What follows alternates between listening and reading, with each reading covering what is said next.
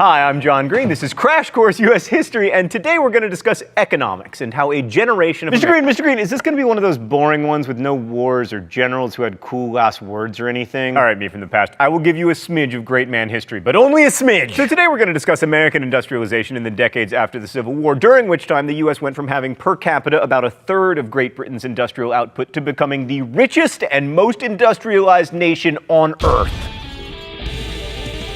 Yeah, you might want to hold off on that Libertage stand, because this happened mostly thanks to the not particularly awesome Civil War, which improved the finance system by forcing the introduction of a national currency and spurred industrialization by giving massive contracts to arms and clothing manufacturers. The Civil War also boosted the telegraph, which improved communication and gave birth to the Transcontinental Railway via the Pacific Railway Act of 1862, all of which increased efficiency and productivity. So thanks, Civil War.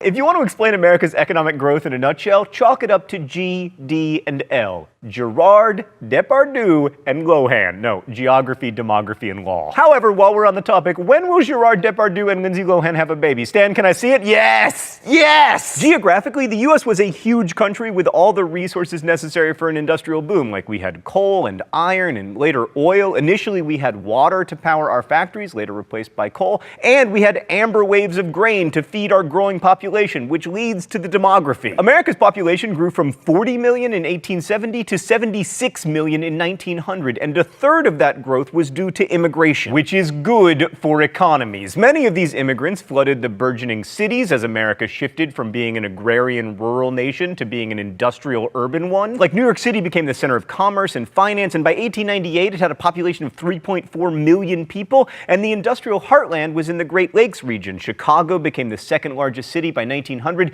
Cleveland became a leader in oil refining, and Pittsburgh was a center of iron and steel production. And even today, the great city of Pittsburgh still employs 53 steelers. Last but not least was the law. The Constitution and its Commerce Clause made the U.S. a single area of commerce, like a giant customs union. And as we'll see in a bit, the Supreme Court interpreted the laws in a very business-friendly way. Also, the American Constitution protects patents, which encourages invention and innovation, or at least it used to. And despite what Ayn Rand would tell you, the American government played a role in American economic growth by putting up high tariffs, especially on steel, giving massive land grants to railroads, and by putting Native Americans on reservations. Also, foreigners played an important role. They invested their capital and involved Americans in their economic scandals, like the one that led to a depression in 1893. The U.S. was at the time seen by Europeans as a developing economy, and investments in America offered much higher returns than those available in Europe. And the changes we're talking about here were massive. In 1880, for the first time, a majority of the workforce worked in non-farming jobs. By 1890, 2/3 of Americans worked for wages rather than farming or owning their own businesses. And by 1913, the United States produced 1/3 of the world's total industrial output. Now bring out the Libertage, Stan. Awesome, and even better, we now get to talk about perennially underrated railroads. Let's go to the thought bubble. Although we tend to forget about them here in the US because our passenger rail system sucks, railroads were one of the keys to America's 19th century industrial success. Railroads increased commerce and integrated the American market, which allowed national brands to emerge like Ivory Soap and A&P grocery stores. But railroads changed and improved our economy in less obvious ways too. For instance, they gave us time zones, which were created by the major railroad companies to make shipping and passenger transport more standard. Also, because he recognized the importance of telling time, a railroad agent named Richard Warren Sears turned a $50 investment in watches into an enormous mail-order empire, and railroads made it possible for him and his eventual partner Roebuck to ship watches and then jewelry and then pretty much everything, including unconstructed freaking houses throughout the country. Railroads were also the first modern corporations. These companies were large, they had many employees, they spanned the country, and that meant they needed to invent organizational methods, including the middle manager, supervisors to supervise supervisors. And for the first time, the owners of a company were not always day-to-day managers, because railroads were among the first publicly traded corporations. They needed a lot of capital to build tracks and stations, so they sold shares in the company in order to raise that money, which shares could then be bought and sold by the public. And that is how railroads created the first captains of industry. Like Cornelius, they named a university after me, Vanderbilt, and Andrew, me too, Carnegie Mellon, and Leland, I named a university after my son, Stanford. The railroad business was also emblematic emblematic of the partnership between the national government and industry. The Transcontinental Railroad, after all, wouldn't have existed without congressional legislation, federal land grants, and government-sponsored bond issues. Thanks, Thought Bubble. Apparently it's time for the mystery document. The rules here are simple. I guess the author of the mystery document, and if I'm wrong, which I usually am, I get shocked. All right. The belief is common in America that the day is at hand when corporations far greater than the Erie, swaying such power as have never in world's history been trusted in the hands of mere private citizens, controlled by single men like Vanderbilt, will ultimately succeed in directing government itself. Under the American form of society, there is now no authority capable of effective resistance. Corporations directing government, that's ridiculous. So grateful for federal ethanol subsidies, brought to you by Delicious Diet Dr. Pepper. I can taste all 23 of the chemicals. Anyways, Dan, I'm pretty sure that is noted muckraker Ida Tarbell? No! Henry Adams? How are there still Adamses in American history? Oh, that makes me worry we'll never escape the Clintons. Anyway, it should have been Ida Tarbell. She has a great name. She was a great opponent of capitalism, whatever.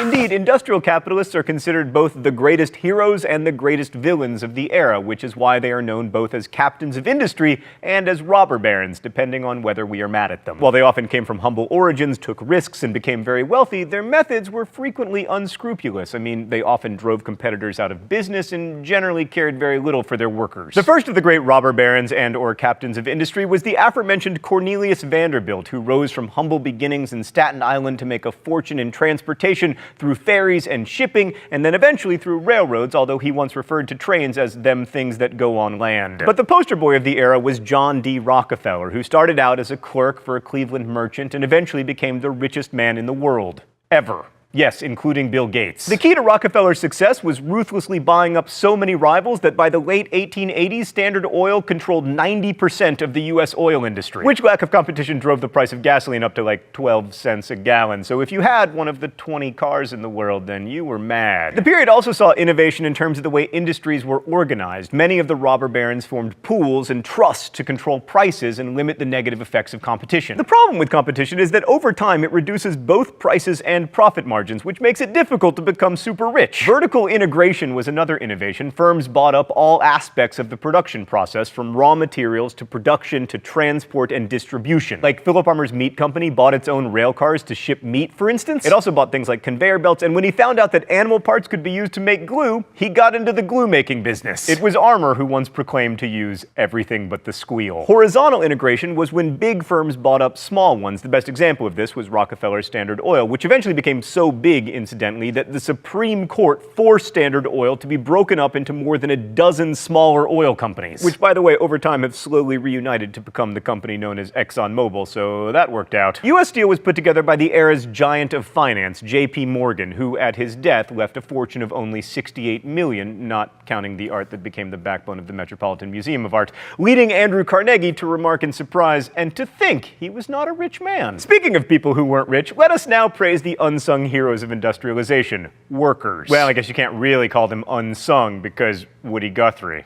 Oh, your guitar and my computer. I never made that connection before. Anyway, then as now, the benefits of economic growth were shared, shall we say, a smidge unevenly. Prices did drop due to industrial competition, which raised the standard of living for the average American worker. In fact, it was among the highest in the world. But due to a growing population, particularly of immigrant workers, there was job insecurity. And also, booms and busts meant depressions in the 1870s and 1890s, which hit the working poor the hardest. Also, laborers commonly worked 60 hours per week with no pensions or injury compensation, and the U.S. had the highest rate of industrial injuries in the world. An average of over 35,000 people per year died on the job. These conditions and the uncertainty of labor markets led to unions, which were mostly local but occasionally national. The first national union was the Knights of Labor, headed by Terence V. Powderly, which grew from 9 members in 1870 to 728,000 by 1884. The Knights of Labor admitted unskilled workers, black workers, and women, but it was irreparably damaged by the Haymarket Riot in 1886. During a strike against McCormick Harvesting Company, a policeman killed one of the strikers, and in response, there was a rally in Chicago's Haymarket Square at which a bomb killed 7 police officers. Then, firing upon the crowd, the police killed 4 people. 7 anarchists were eventually convicted of the bombing, and although Powderly denounced anarchism,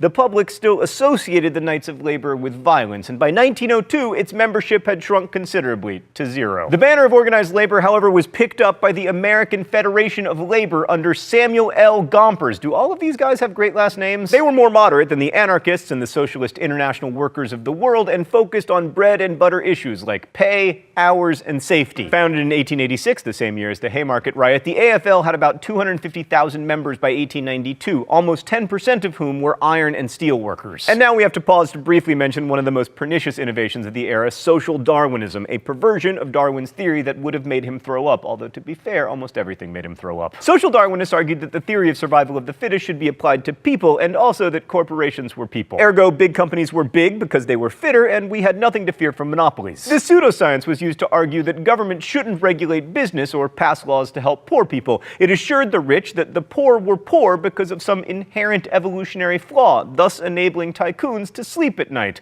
You know, on a big pile of money surrounded by beautiful women. But despite the apparent inborn unfitness of workers, unions continued to grow and fight for better conditions, sometimes violently. There was violence at the Homestead Steel Strike of 1892 and the Pullman Rail Strike of 1894, when strikers were killed and a great deal of property was destroyed. To quote the historian Michael Lind, in the late 1870s and early 1880s, the United States had 5 times as many unionized workers as Germany, at a time when the two nations had similar populations. Unions wanted the United States and its citizens to imagine freedom more broadly, arguing that without a more equal economic system, America was becoming less, not more free, even as it became more prosperous. If you're thinking that this freewheeling age of fast growth, uneven gains in prosperity, and corporate heroes/villains resembles the early 21st century, you aren't alone. And it's worth remembering that it was only 150 years ago that modern corporations began to form and that American industry became the leading driver in the global economy. That's a blink of an eye in world history terms, and the ideas and technologies of post-Civil War America gave us the ideas that still define how we, all of us, not just Americans, think about opposites like success and failure, or wealth and poverty. It's also when people began to discuss the ways in which inequality could be the opposite of freedom. Thanks for watching. I'll see you next week. Crash Course is produced and directed by Stan Muller. Our script supervisor is Meredith Danko. The associate producer is Danica Johnson. The show is written by my high school history teacher, Raul Meyer, Rosiana Hals-Rojas, and myself, and our graphics team is Thought Cafe. Each week, there's a new caption for the Libertage. You can suggest captions in comments, where you can also ask questions about today's video that will be answered by our team of historians. Thanks for watching Crash Course. Make sure you're subscribed, and as we say in my hometown, don't forget to be awesome.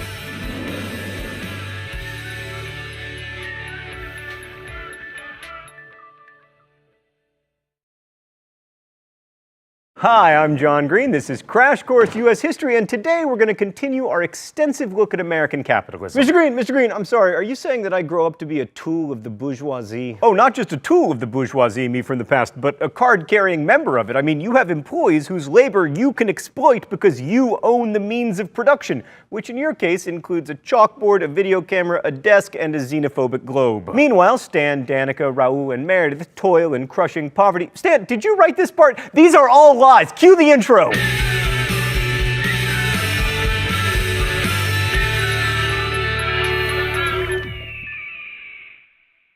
So last week we saw how commercial farming transformed the American West and gave us mythical cowboys and unfortunately not so mythical Indian reservations. Today we leave the sticks and head for the cities, as so many Americans and immigrants have done throughout this nation's history. I mean, we may like to imagine that the history of America is all go west, young man, but in fact, from Mark Twain to pretty much every hipster in Brooklyn, it's the opposite. So population was growing everywhere in America after 1850. Following a major economic downturn in the 1890s, farm prices made a comeback, and that drew more and more people out west to take part in what would eventually be called agriculture's golden age. Although, to be fair, agriculture's real golden age was in like 3000 BCE, when Mesopotamians were like, dude, if we planted these in rows, we could have more of it than we could eat. So it was really more of a second golden age. But anyway, more than 1 million land claims were filed under the Homestead Act in the 1890s, and between 1900 and 1910, the populations of Texas and Oklahoma together increased by almost 2 million people. And another 800,000 people moved into Kansas, the Dakotas, and Nebraska. That's right, people moved to Nebraska. Sorry, I just hadn't yet offended Nebraskans. I'm looking to get through the list before the end of the year. But one of the central reasons that so many people moved out west was that the demand for agricultural products was increasing due to the growth of cities. In 1880, 20% of the American population lived in cities, and there were 12 cities with a population over 100,000 people.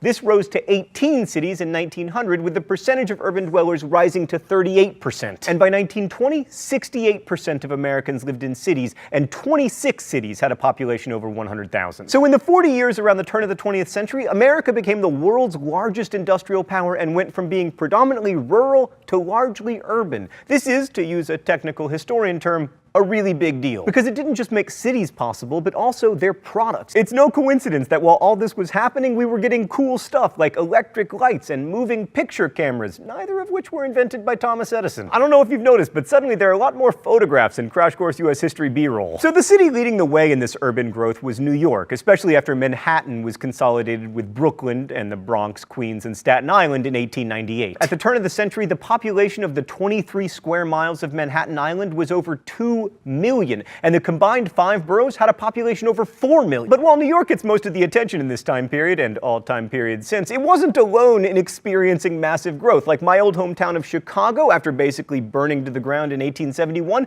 became the second largest city in America by the 1890s. Also, they reversed the flow of the freaking Chicago River, probably the second most impressive feat in Chicago at the time, the first being that the Cubs won 2 World Series. Even though I'm sorely tempted to chalk up the growth of these metropolises to a combination of better nutrition and a rise in scoodly pooping, I'm gonna have to bow to stupid historical accuracy and tell you that much of the growth had to do with the phenomenon that this period is most known for: immigration. Of course, by the end of the 19th century, immigration was not a new phenomenon in the United States. After the first wave of colonization by English people and Spanish people and other Europeans, there was a new wave of Scandinavians, French people, and especially the Irish. Most of you probably know about the potato famine of the 1840s that led 1 million Irish men and women to flee. If you don't know about it, it was awful. And the second largest wave of immigrants was made up of German speakers, including a number of liberals who left after the abortive revolutions of 1848. All right, let's go to the thought bubble. The Irish had primarily been farmers in the motherland, but in America they tended to stay in cities like New York and Boston.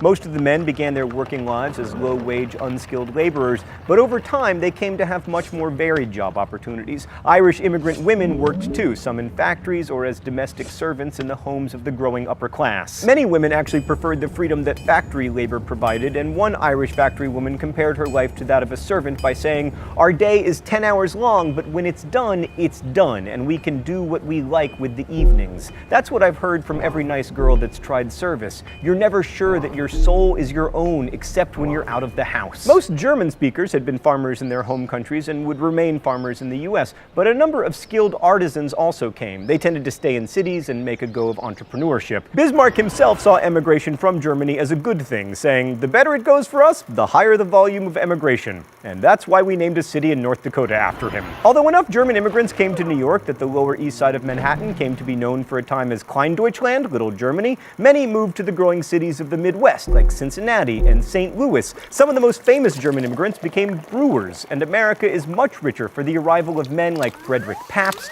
Joseph Schlitz, and Adolphus Busch. And by richer, I mean drunker. Hey, thanks for not ending on a downer, thought bubble. I mean, unless you count alcoholism. But by the 1890s, over half of the 3.5 million immigrants who came to our shores came from Southern and Eastern Europe, in particular Italy and the Russian and Austro-Hungarian empires. They were more likely than previous immigrants to be Jewish or Catholic, and while almost all of them were looking for work, many were also escaping political or religious persecution. And by the 1890s, they also had to face new scientific theories, which I'm putting in air quotes to be clear because there was nothing scientific about them, which consigned them to different races whose low level of civilization was fit only for certain kinds of work and predisposed them to criminality. The Immigration Restriction League was founded in Boston in 1894 and lobbied for national legislation that would limit the number of immigrants, and one such law even passed Congress in 1897, only to be vetoed by President Grover Cleveland. Good work, Grover. You know, his first name was Stephen, but he called himself Grover. I would have made a different choice. But before you get too excited about Grover Cleveland, Congress and the president were able to agree on one group of immigrants to discriminate against: the Chinese. Chinese immigrants, overwhelmingly male, had been coming to the United States, mostly to the West, since the 1850s to work in mines and on the railroads. They were viewed with suspicion because they looked different, spoke a different language, and they had strange habits, like regular bathing. By the time the Chinese Exclusion Act went into effect in 1882, there were 105,000 people of Chinese descent living in the United States, mainly in cities on the West Coast.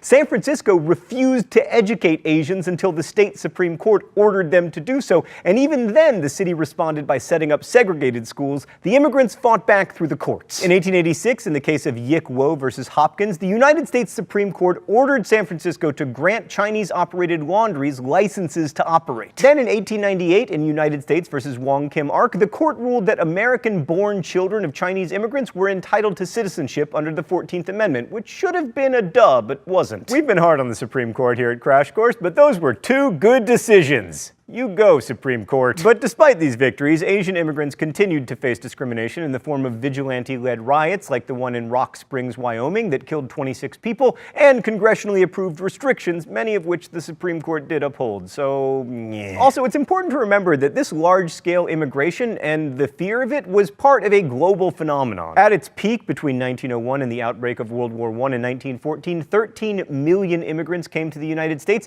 In the entire period touched off by the industrialization from 1840 until 1914, a total of 40 million people came to the U.S. But at least 20 million people emigrated to other parts of the Western Hemisphere, including Brazil, the Caribbean, Canada, yes, Canada, and Argentina. As much as we have Italian immigrants to thank for things like pizza, and we do thank you, Argentina can be just as grateful for the immigrant ancestors of Leo Messi. Also the Pope, although he has never once won La Liga. And there was also extensive immigration from India to other parts of the British Empire like South Africa, Chinese immigration to South America, and the Caribbean. I mean, the list goes on and on. In short, America is not as special as it fancies itself. Oh, it's time for the mystery document?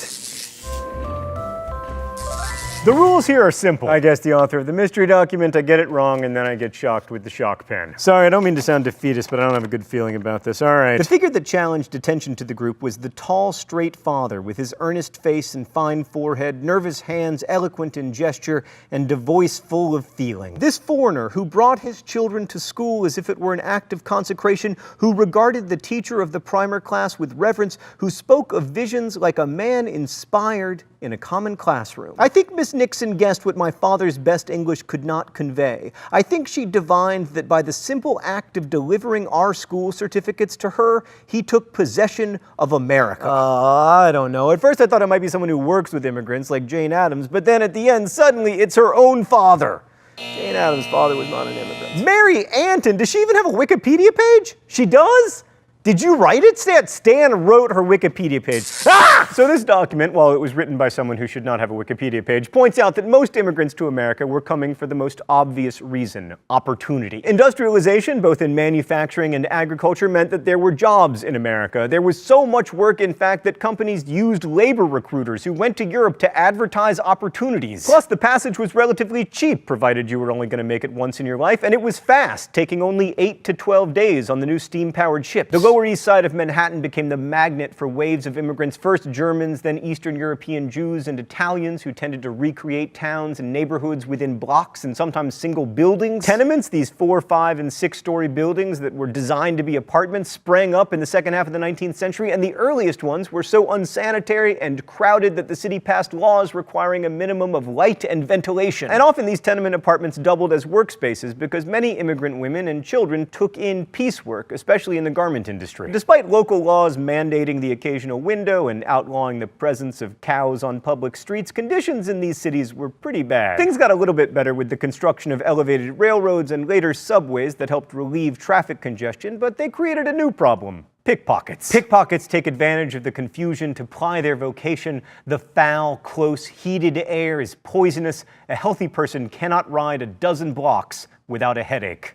So that's changed. This new transportation technology also enabled a greater degree of residential segregation in cities. Manhattan's downtown area had at one time housed the very rich as well as the very poor, but improved transportation meant that people no longer had to live and work in the same place. The wealthiest, like Cornelius Vanderbilt and J.P. Morgan, constructed lavish palaces for themselves, and uptown townhouses were common. But until then, one of the most notable features of Gilded Age cities like New York was that the rich and the poor lived in such close proximity proximity to each other. And this meant that with America's growing urbanization, the growing distance between rich and poor was visible to both rich and poor. And much as we see in today's megacity, this inability to look away from poverty and economic inequality became a source of concern. Now, one way to alleviate such concern is to create suburbs so you don't have to look at poor people. But another response to urban problems was politics, which in cities like New York became something of a contact sport. Another response was the so-called progressive movement. And in all these responses and in the issues that prompted them, urbanization, mechanization, capitalism,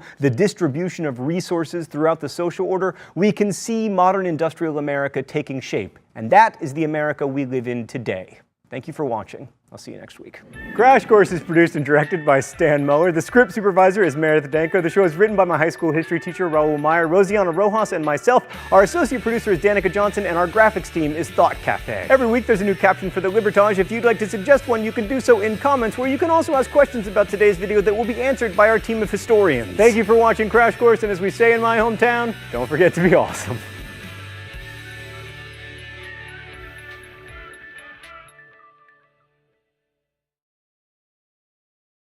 Hi, I'm John Green. This is Crash Course U.S. History, and today we're going to continue our look at the Gilded Age by focusing on political science. Mr.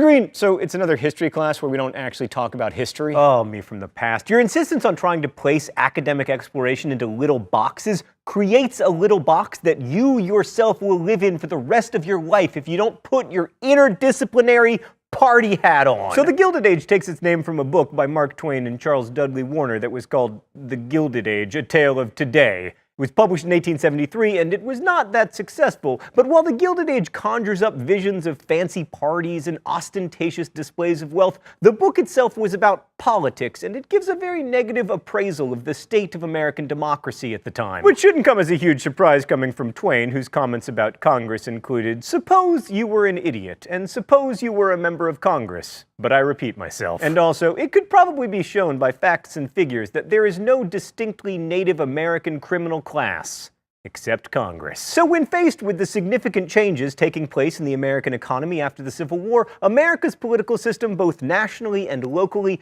dealt with these problems in the best way possible, by becoming incredibly corrupt.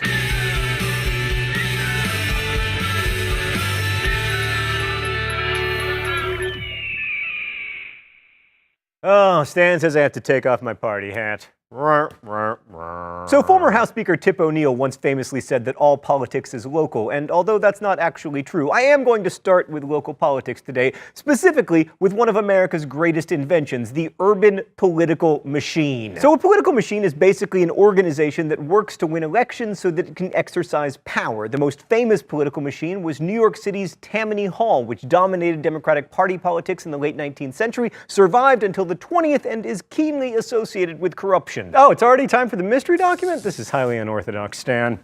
Well, the rules here are simple. I guess the author of the mystery document, I'm usually wrong, and I get shocked with the shock pen. All right, let's see what we got here. My party's in power in the city, and it's going to undertake a lot of public improvements. Well, I'm tipped off, say, that they're going to lay out a new park at a certain place, and I buy up all the land I can in the neighborhood. Then the board of this or that makes its plan public, and there's a rush to get my land, which nobody cared particular for before. Ain't it perfectly honest to charge a good price and make a profit on my investment and foresight? Of course it is. That's honest graft. Stan, I know this one. It's about machine politics. It's from New York. It doesn't say it's from New York, but it is because it is George Plunkett. Yes! How do you like them apples? Oh, you want to know the name of the book? It's Plunkett of Tammany Hall. Stan, transition me back to the desk with the Libertage, please.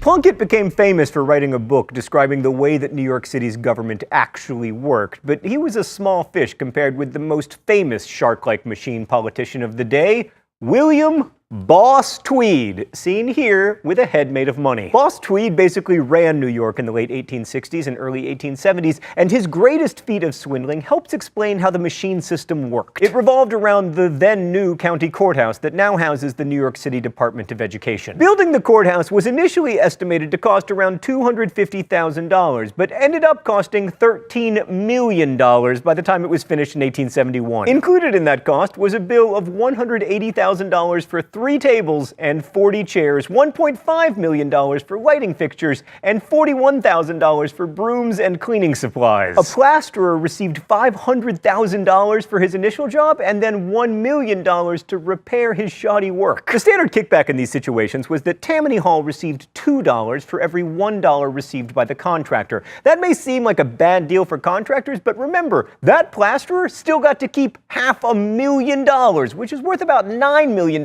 in today's money. Now, of course, that makes it sound like political machines were pure evil, especially if you were a taxpayer footing the bill for that courthouse. But machines also provided valuable services to immigrants and other poor people in cities. As Plunkett explained, Tammany could help families in need. I don't ask whether they are Republicans or Democrats, and I don't refer them to the Charity Organization Society, which would investigate their case in a month or two and decide they were worthy of help about the time they are dead from starvation. I just get quarters for them, buy clothes for them if their clothes were burned up, and fix them up until they get things running again. In return for this help, Tammany expected votes so that they could stay in power. Staying in power meant control of city jobs as well as city contracts. Plunkett claimed to know every big employer in the district, and in the whole city for that matter, and they ain't in the habit of saying no to me when I ask them for a job. But with all the corruption, sometimes even that wasn't enough. Fortunately, Tammany politicians could always fall back on fraud. Tammany found bearded men to vote, then took them to the barber to shave off the beard, but left the mustache so that they could vote a second time,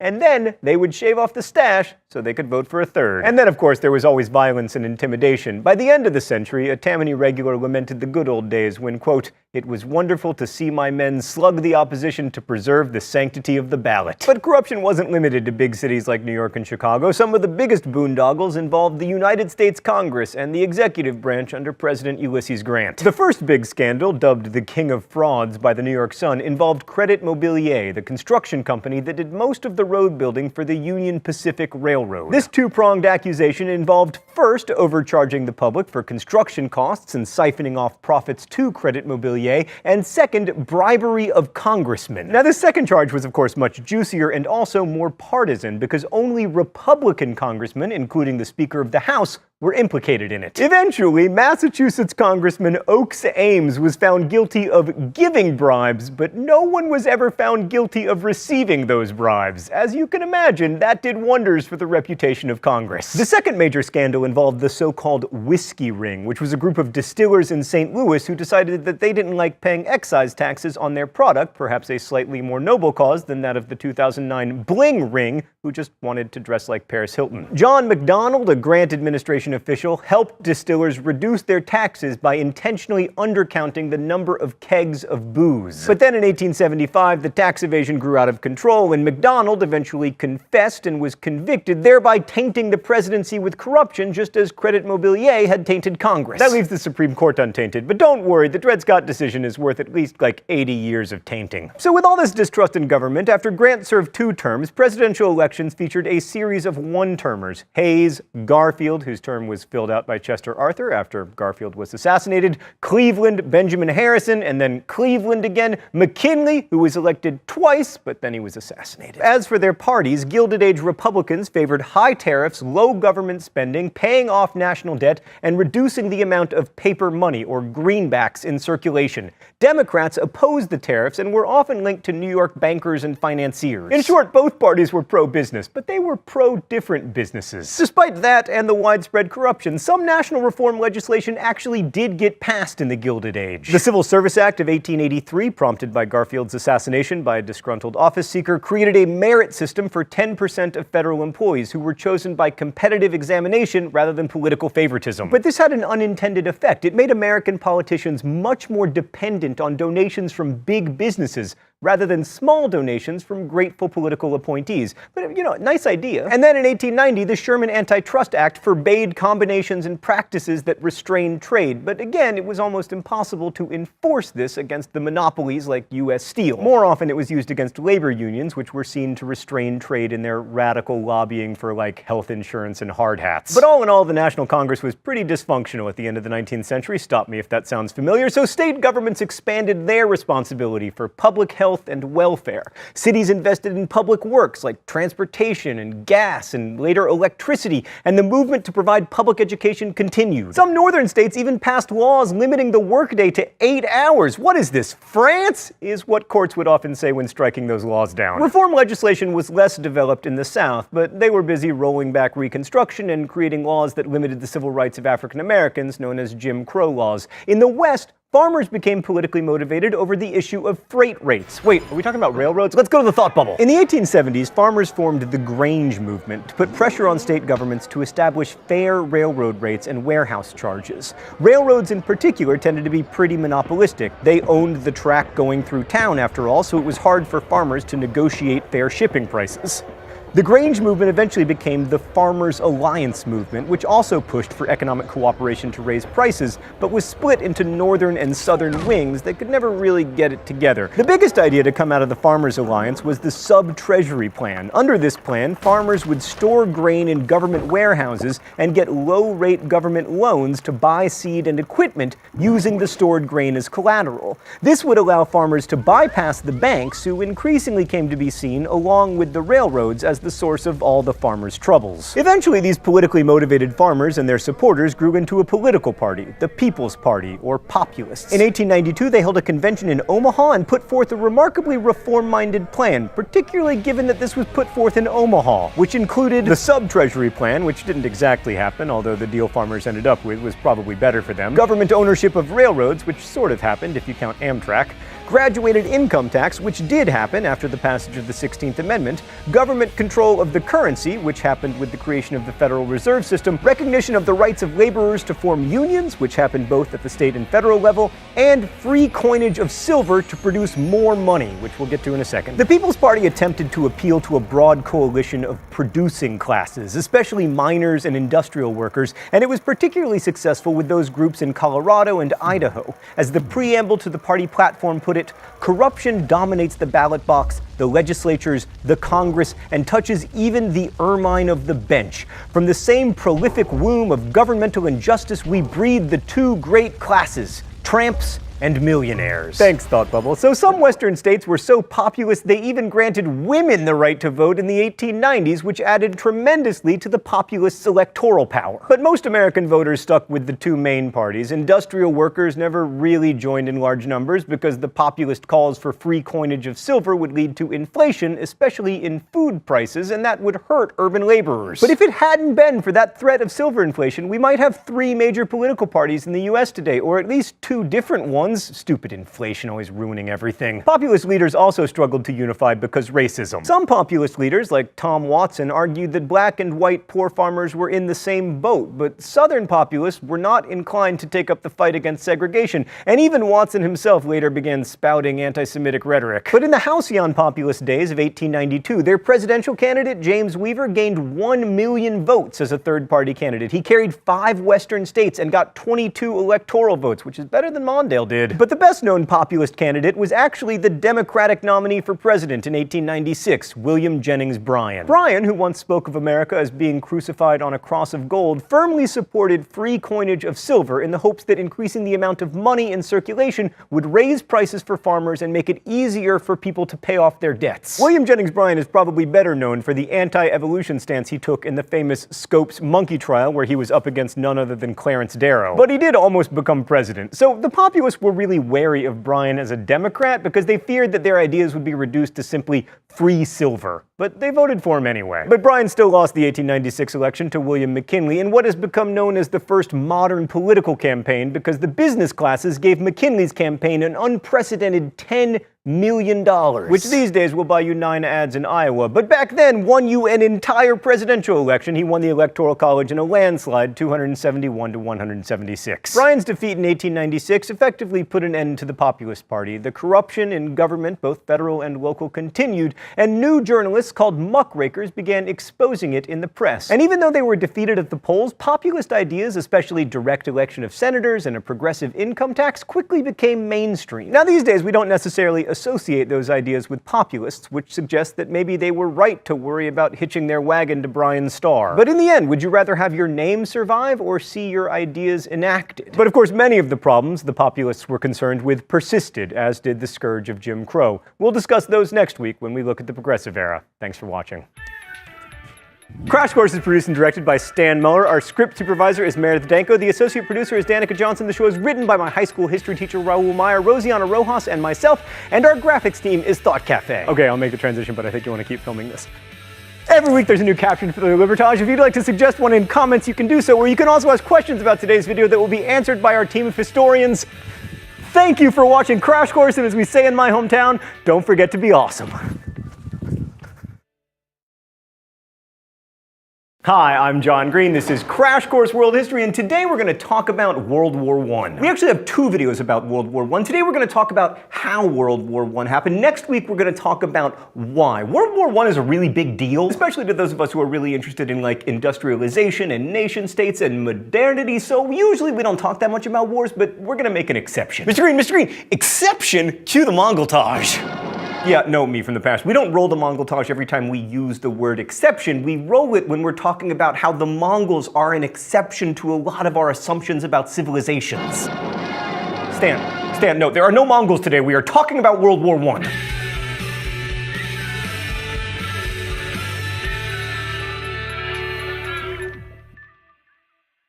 So I'm filming this in 2014, which means that the Great War started 100 years ago, and the World War I centenary is just so hot right now, I can't miss out on it. So most historians agree that the event that started World War I was the assassination of Austrian Archduke Franz Ferdinand on June 28, 1914. But beyond that, there's not a lot of agreement. Others say the war really started after Franz Ferdinand bid it, like when Germany declared war or when Russia mobilized. So looking at why a war or any historical event happened means looking for a cause and effect relationship. That implicitly assumes that if one particular event in a chain of events had gone differently, the historical outcome would also be different. This is why we have alternate history novels, right? Like, what would have happened in the American Civil War if the South had won the battle at Gettysburg? What would have happened if the Nazis had repulsed the D-Day invasion? In both cases, probably eventually the same outcome. But that's neither here nor there. The question we're looking at today is how, and that's a much more modest question because we can simply discuss a series of events, but it's still a complicated one. Because when you're talking about how, you're always picking from an uncountable number of things that happened. You know, a butterfly flaps its wings and that leads to a series of events, and then eventually across the world an archduke gets killed. So even when it comes to a relatively straightforward question like how, you'll never get to the bottom of all of it. But today we're going to discuss some of the how. So one way or another, all wars start with a breakdown in peaceful relations between the eventual belligerents, and World War I is no exception.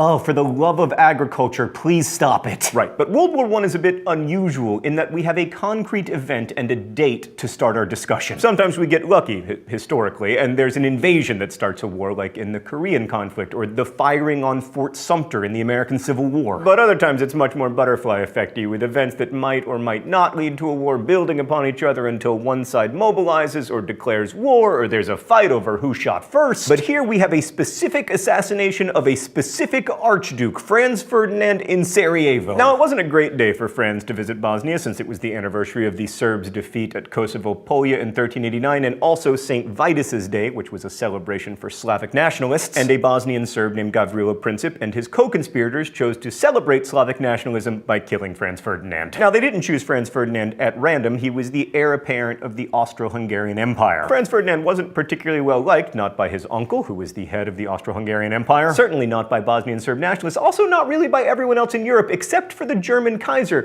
But Franz Ferdinand was, in his way, kind of a moderate. Oh, it's time for the open letter? Oh, look, it's a collection of my favorite assassinated moderates. It's hard out there for a moderate. An open letter to moderates. Dear moderates, so one of the reasons that Franz Ferdinand's uncle didn't like him that much is that the emperor was really hardcore, whereas Franz Ferdinand, you know, he was kind of a moderate. He was like, you know, I'm an Austro-Hungarian through and through, but I see the Serbian argument. Really, Franz Ferdinand was the one leader in the empire who might have come up with a solution to the problems of Serbian expansion and Bosnian independence. And murdering moderates has a way of making other moderates, you know, more extreme. In short, moderates, your work may not be romantic, it may not appeal to the youth, but it is heroic and very dangerous. Best wishes, John Green. So even though Franz Ferdinand's uncle didn't particularly like him, as the Emperor of Austria-Hungary, he felt a certain responsibility to, do something. Otherwise, the Serbian nationalists would feel like they could expand their territory at the expense of the empire. So despite what you often hear about World War I being pointless, this makes sense as a point, sort of. Now, it's a bit of schoolyard bully kind of diplomacy, but it does make a certain sense. If Serbia can get bigger, then all of the other places will think that they can have nations too. Soon enough, you don't have an empire. Now, there's still some debate about whether Princip and his fellow assassins acted alone or as part of a larger conspiracy organized by the Serbian government. But the Austrians certainly thought there was broader involvement, which is why the whole thing ended up becoming a war. So Princip was a member of the scary-sounding Black Hand, a group dedicated to creating a greater Serbia that would include Bosnia. And there's some evidence that the Serbian chief of military intelligence was in on the assassination plot, or at least knew about it. In fact, it's likely that the bombs and pistols the assassins used were supplied by a Serbian army officer, but this is still pretty controversial, so much so that people are currently fighting about it in comments. So almost a month after the assassination, on July 23rd, Austria issued an ultimatum to Serbia. And Austria intentionally made the demands so harsh that the Serbs would inevitably have to reject them, and ergo war, but that doesn't explain the month-long delay. What happened in that month? Well, Austria's foreign minister, Berchtold, was afraid that if they attacked Serbia, Russia would then attack Austria-Hungary, so the Austrians spent that month talking to their ally Germany to make sure the Germans would have Austria's back. The Austro-Hungarians got assurance on July 5th or July 6th in the form of what has been called the blank check, a promise from Germany that they would help Austria if Russia mobilized. And it was clear that the Germans expected the Austrians to move quickly in response to the assassination, not like wait for another 20 days. So usually I don't care about dates, but at this point the timing becomes pretty important. Let's go to the thought bubble. So when the Serbs received the Austrian ultimatum, Russia declared itself to be in a period preparatory to war, which sounds a lot like mobilization, but technically it wasn't, which Russia's foreign minister emphasized to the Germans. The Tsar approved the measure on July 25th, and it went into effect on July 26th. The Serbs rejected Austria's ultimatum on July 25th, but they made their rejection sound like a capitulation, so the Germans thought that war had been averted, and they were kind of surprised then on July 28th when Austria suddenly declared war on Serbia, even though the Austrian army wasn't actually ready to start fighting. Then, on July 30th, Russia exited its period preparatory to war and actually officially mobilized. Germany warned the Russians to stand down, but 2 days later, on August 1st, France mobilized its armed forces in support of Russia, and that same day, Germany mobilized and declared war on Russia. So if you're keeping score at home, and good historians always do, Austria and Germany were the first to declare war on July 28th and August 1st, respectively, but Russia, with its pre-mobilization mobilization, was actually ready to begin fighting before Serbia rejected Austria's ultimatum. Anyway, then Germany declared war on France on August 3rd, marched through Belgium to invade, hoping to quickly knock out the French and focus on Russia. Sorry, France, but, Russia's a big deal, and you know. German troops crossed Belgium's border on August 4th, and the British issued an ultimatum to the Germans, telling them to get out of Belgium or else. Germany chose or else, and Britain declared war. So by August 4th, 1914, all the major powers involved in World War I were officially at war with each other. Thanks, Thought Bubble. Now, I know there were a lot of other powers that would get involved later, including the United States and Japan and the Ottoman Empire, even Italy. But for the nations who did most of the actual fighting, Germany, Austria-Hungary, Russia, Serbia, France, Great Britain, the war happened both very quickly and very slowly. Now, looking back, it all happened almost at once, but if you're in the middle of it, a month is a long time. And at any point, someone, like, say, the Archduke Franz Ferdinand, could have come in and said, wait a second. Well, I guess not anyone, because he was dead. But that's how an act of terrorism in a Bosnian city turned into the first major European war of the 20th century, a war that still resonates today. Now, the Austrians and the Serbs probably both imagined that the war could stay localized to the Balkans, especially since there had been previous conflicts in the region that hadn't blown up into a world war.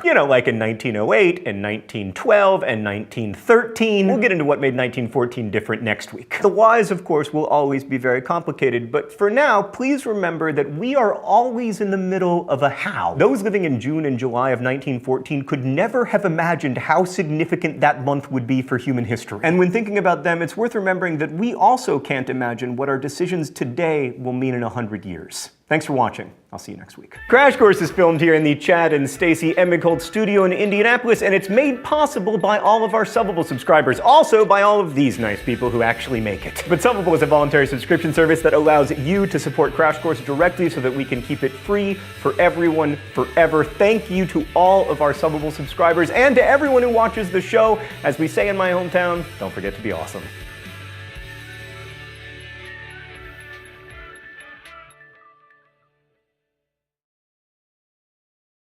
Hi, I'm John Green. This is Crash Course World History, and today we continue our discussion of how a regional conflict became World War I. We're also going to look at who started the war, and although no one nation is truly to blame, some nations are more to blame than others. Like America, for once, blameless. Not totally blameless. Largely blameless. Mr. Green, that's easy. The Germans started the war. Well, me from the past, as it happens, many historians and British politicians would agree with you. I mean, you have an opinion that can be defended, and I can't wait for you to defend it.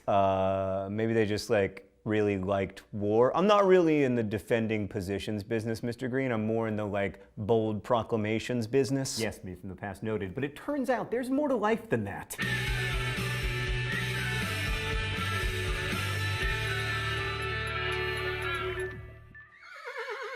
So the topic of who started World War I remains one of the most controversial and interesting topics to discuss in world history, not least because, we'd like to avoid having another one. But in general, when we talk about world wars, as when we talk about World Cups, we pretty quickly end up discussing Germany. The idea that the root cause of World War I was Germany, or more specifically German militarism, continues to be popular. This has been the case ever since the 1960s, when this historian, Fritz Fischer, identified Germany as the chief cause of the war. But Germany's guilt for the war was also written into the Versailles Peace Treaty in Article 231. And most of you will be familiar with the idea that anger over that clause and its incumbent debts helped lead to Hitler's rise. Also, pretty much however you slice it, Germany was definitely responsible for starting World War II. And looking back, that made it more plausible that they would also have started World War I because, they had a history of starting wars. To be fair, the definition of a Western European nation is has a history starting wars. Unless you're the Swiss. Cue the Switzer reel, Stan.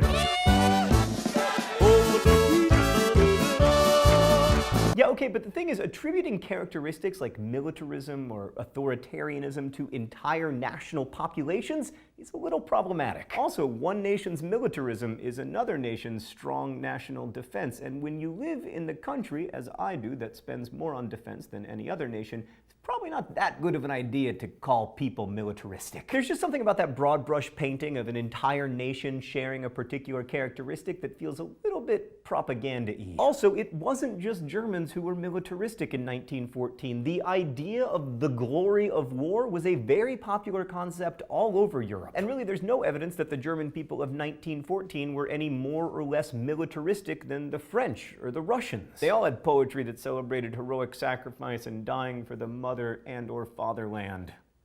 Guess not usually and. Maybe, though. I'm going to stay open-minded. But there's another problem with the whole idea that the Germans were more eager for war than anyone else in Europe. That argument relies a lot on the behavior of Kaiser Wilhelm II, the German leader, and the Kaiser did make some pretty bellicose and stupid public statements, which in turn made people fear that Germans were eager for war. So Wilhelm became kind of a stand-in for German aggression, a literal cartoon villain upon whom the world, especially the English, could project their stereotypes. So I would argue that the German character isn't to blame for World War I, and in fact, no national character has ever been to blame for any war. But I am not going to let the Germans off the hook entirely. So you'll remember that Germany offered the so-called blank check, that Germans would always support Austro-Hungarian's ultimatum to Serbia. And in some ways, this empowering by Germany's support encouraged Austria's foreign minister Bechtold to behave as recklessly as possible under the mistaken impression that this is what the Germans wanted him to do. So basically, Austria thought that Germany wanted a war, so they were like, oh, we'll just behave really recklessly and we'll give the Germans the war they've been so excited about. But the Germans were offering the Austrians the assurance of support in the hopes that it wouldn't lead to war. So you could argue that in fact, most of the blame for starting World War I should fall on the shoulders of the Austrians. After all, they were the ones who issued the ultimatum to Serbia, and they were the first to declare war, although only against Serbia. But the Germans were the first to declare war on a major power, Russia, on August 1st, and the German advance on France through Belgium is what brought Britain into the war. And those are pretty solid arguments that Germany turned the conflict from, a regional thing in the Balkans, which isn't unprecedented, to this big pan-European war. But I don't think we're done assigning blame, because we didn't just have a pan-European war, we had a world war. Russia. Now, you'll remember that of all the major powers, Russia was the first to mobilize its massive army, and it was Russia's mobilization that drew Germany, France, and Britain into the war. Putin is looking at me, isn't he, Stan? I am just trying to you're so scary. Stan, can you please make Mr. Putin go away? I'm just trying to talk about history. I'm not talking about any current conflicts. And it makes me nervous to say this, but there was really no good reason for Russia to mobilize in the first place. I mean, when Austria declared war on Serbia on July 28th, the Austrians could not mobilize their own troops for 2 weeks because they were on harvest break. I mean, if we've learned anything about agriculture, it's that it's hard to have a large-scale war without it, so we can't go to war until all the wheat has been farmed. But even if Austria had mobilized and attacked immediately, their initial plan was an attack on Belgrade, not Russia, which, by the way, was called somewhat confusingly Plan B. Now, Vienna did have a plan to mobilize against both Serbia and Russia, but they never used it. But even if Austria had launched an all-out attack on Russia, Russia had begun its pre-mobilization, the period preparatory to war, on July 25th. And while I usually don't care about dates, with the start of World War I, very important, because July 25th was before the Serbs had even responded to the Austrian ultimatum. And just as a general rule, it's hard to play the blameless victim when you're moving all of your troops to the border. Hey, why are you here again, Putin? So here we have Austrians and Germans receiving reports of Russian troops massing on their borders, and you know, that seems kind of like war. A lot of it comes down to how you understand Russia's period preparatory to war. I mean, do you focus on the period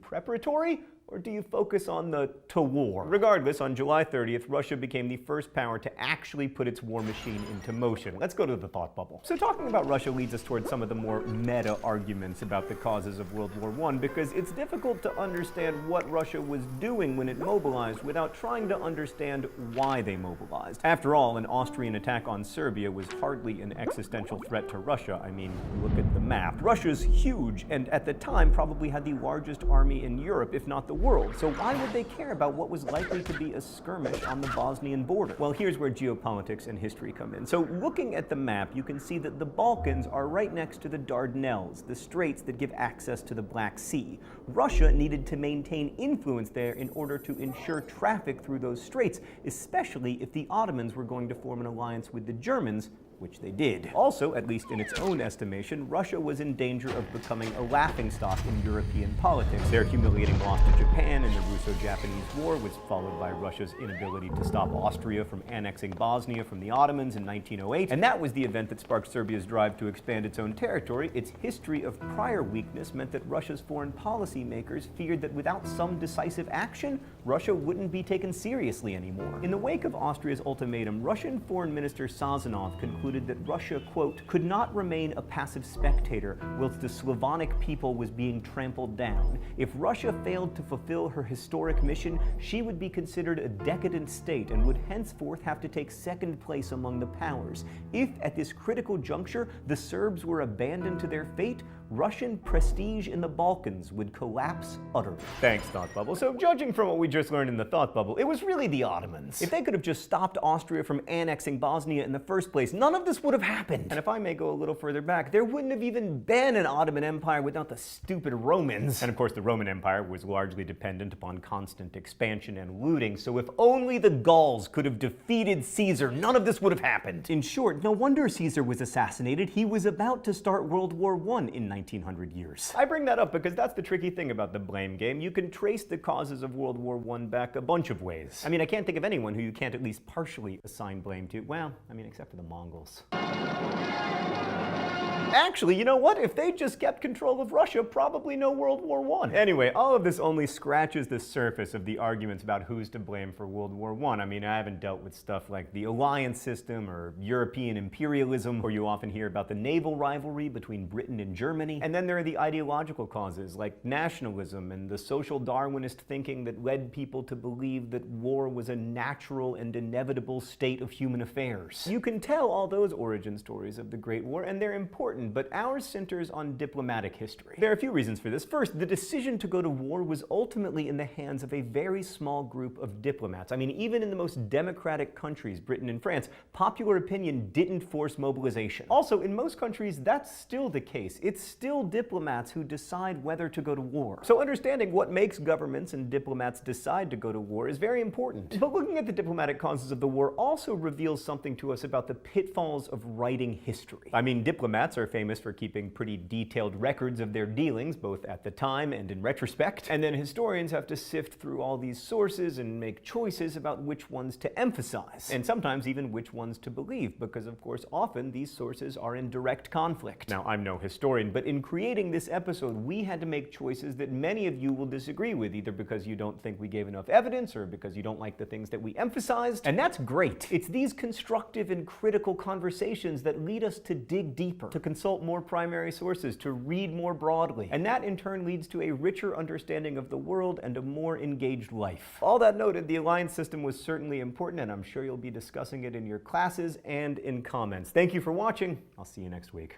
Crash Course is filmed here in the Chad and Stacy Emig-Holt studio in Indianapolis, and it's made possible because of these people's hard work and also because of your contributions on Subbable. Subbable is a voluntary subscription service that allows you to contribute directly to Crash Course for the monthly price of your choice, and it allows us to keep Crash Course free for everyone forever. So thank you to all of our Subbable subscribers, and thanks to everyone who watches. As we say in my hometown, don't forget to be awesome.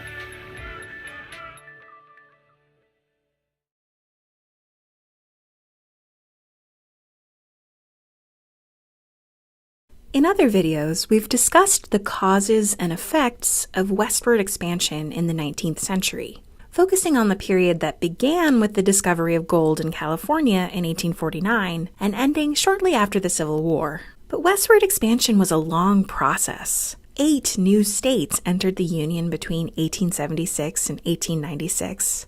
And not until nearly the turn of the 20th century did the superintendent of the U.S. Census declare that the frontier was now closed. U.S. territory stretched all the way to the Pacific Ocean. We've talked a bit about what caused people to move west and what effects the immigration of millions of non-native people west of the Mississippi had on that region and on the United States as a whole before and during the Civil War. In this video, I want to pick up the story after the Civil War and discuss how westward expansion affected the society and culture of the West at the end of the 19th century.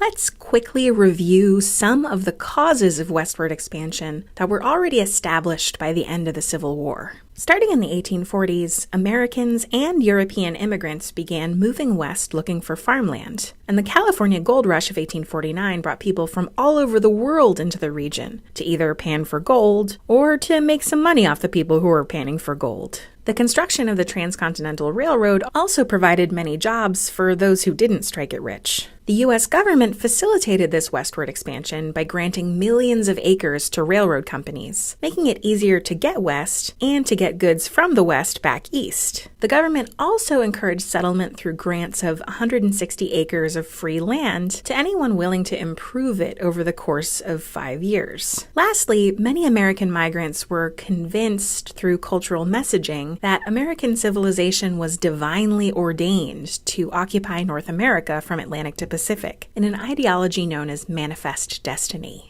All of these things continued to motivate westward expansion in the years after the Civil War, but there were a few unique aspects in this era that intensified the changes wrought by westward expansion. First, the U.S. government began to take a new approach towards its interactions with Native Americans. Instead of treating Native American tribes as independent nations, the government began to cast them as wards of the state, relics of an earlier time that had to take up American ways or face extinction. They began to confine Native Americans to reservations and classify any individual or group that refused as hostile. Another related thing that changed was that after the Civil War, the U.S. Army could apply its full might to subduing the West through a series of conflicts with Native Americans called the Indian Wars. One thing I find fascinating about these conflicts was that many of the generals who led campaigns in the Indian Wars were former Union generals who had fought to end slavery in the South during the Civil War, including Oliver O. Howard, the commissioner of the Freedmen's Bureau. What do you think their approach to Native Americans versus African Americans says about how they conceived of American citizenship in this time period? The effect effects of westward expansion also intensified after the Civil War. As we've already mentioned, one effect of Americans' westward push was violence against Native Americans and other minorities. The U.S. Army forced Native Americans onto reservations, or hunted them down when Native Americans attempted to prevent white settlers from encroaching on those reservations, like when gold was discovered on the Sioux Reservation in the Black Hills of South Dakota. The U.S. Army also prevented Native Americans from engaging in rituals like the ghost dance, which they feared would kindle resistance among Native Americans. In 1890, an Army regiment disarmed a Lakota Sioux encampment near Wounded Knee Creek. And while the Lakotas were giving up their weapons, one rifle accidentally discharged. The U.S. Army then massacred somewhere between 200 and 300 men, women, and children. Other minorities in the West were also subject to racial violence, including Mexican Americans, who were driven off their lands by force, and Chinese immigrants, who were targeted in race riots throughout California. Minorities also faced the loss of their land and their cultures in the West. The most significant land loss came as a result of the Dawes Act of 1887. The Dawes Act sought to force Native Americans to stop living communally and take up American culture and farming by splitting up reservations and awarding 160 acres of land to each head of household, sort of like the Homestead Act. But unlike the Homestead Act, Native Americans had to improve the land and behave like whites for 25 years to get title and American citizenship, not just 5. And due to corruption in administering this policy, Native Americans were placed on the worst land for farming, or their land allotments were given to white settlers instead. All in all, the Dawes Act resulted in the loss of over 80 million acres of Native American land. Similarly, government agents turned a deaf ear towards the claims of Mexican Americans, whose land was claimed by white settlers, even though Mexican Americans had been U.S. citizens since the end of the Mexican War. The same impulse to force Native Americans to assimilate into American living patterns also drove the creation of Indian boarding schools in this era. Native children were removed from their homes and sent to boarding schools, like the Carlisle Indian Industrial School in Carlisle, Pennsylvania. There, they would be forced to cut off their long hair, change into American-style clothing, and take up new American-sounding names. These schools lasted until the 1970s. Chinese immigrants, by contrast, were judged incapable of assimilation. In 1882, Congress passed the Chinese Exclusion Act, the first immigration restriction to prevent all members of an ethnic group from entering the United States. Restrictions on Chinese immigration would not be completely abolished until 1965. There were also some far-reaching environmental transformations resulting from westward expansion. One of these was the near extinction of the American bison, also known as the buffalo. Huge herds of buffalo roamed the American West for all of recorded history in the area. Plains Indians had overhunted them in the years before large-scale immigration to the West, but the coming of the railroad signed the buffalo's death warrant. There were about 15 million buffalo in the West at the end of the Civil War, but less than 20 years later, there were fewer than 1,000 buffalo remaining, due to whites hunting them for sport or clearing them from rail lines. This left Plains Indians, who depended on the buffalo for meat and clothing, in a state of near starvation, making it even more difficult for them to resist being forced onto reservations. Plains Indians were also affected by the development of barbed wire in this era, which white settlers used to fence off what had been communal grazing lands. This was also a hardship for cowboys, who once had driven herds of cattle to railroad depots over long stretches of open range. By the end of the 19th century, there was little to no open range left at all. Lastly, the spread of settlers into the arid western part of the Great Plains led to massive irrigation projects in order to supply lands that weren't really naturally suited to farming with water. This meant damming and diverting rivers, and the use of farming techniques that would later contribute to the ravages of the Dust Bowl in the 1930s. Who has access to water and for what purposes is still a major source of conflict in the American West. So as we look forward into the 20th century, from our vantage point here at the edge of the American frontier, let's take some time to think about what the story of westward expansion tells us about how Americans thought about citizenship and access to resources in this time period. How will those ideas influence the United States once it begins to step on the world stage and look for new frontiers outside of North America? In this video, I want to talk about the system of Jim Crow segregation, which was common in the United States from about 1877 to approximately 1954, although it goes a little bit farther than that. Now, you're probably familiar with some of the aspects of Jim Crow segregation from the Civil Rights Movement. Jim Crow segregation involved the loss of voting rights for African Americans, as well as separate public accommodations. And by public accommodations, I mean all sorts of public spaces in American life. So this might be transportation, separate areas and trains and buses, or hotels, bathrooms, swimming pools, water fountains. So these places in public life where African Americans were put in the place of a second-class citizenship, where they could not experience the full range of movement, job benefits, protection of the law, or really any of the aspects of American citizenship that are the benefits that come with paying taxes and abiding by the law. And during this period of Jim Crow, this kind of segregation was legal. This was not just in practice, but encoded in the law.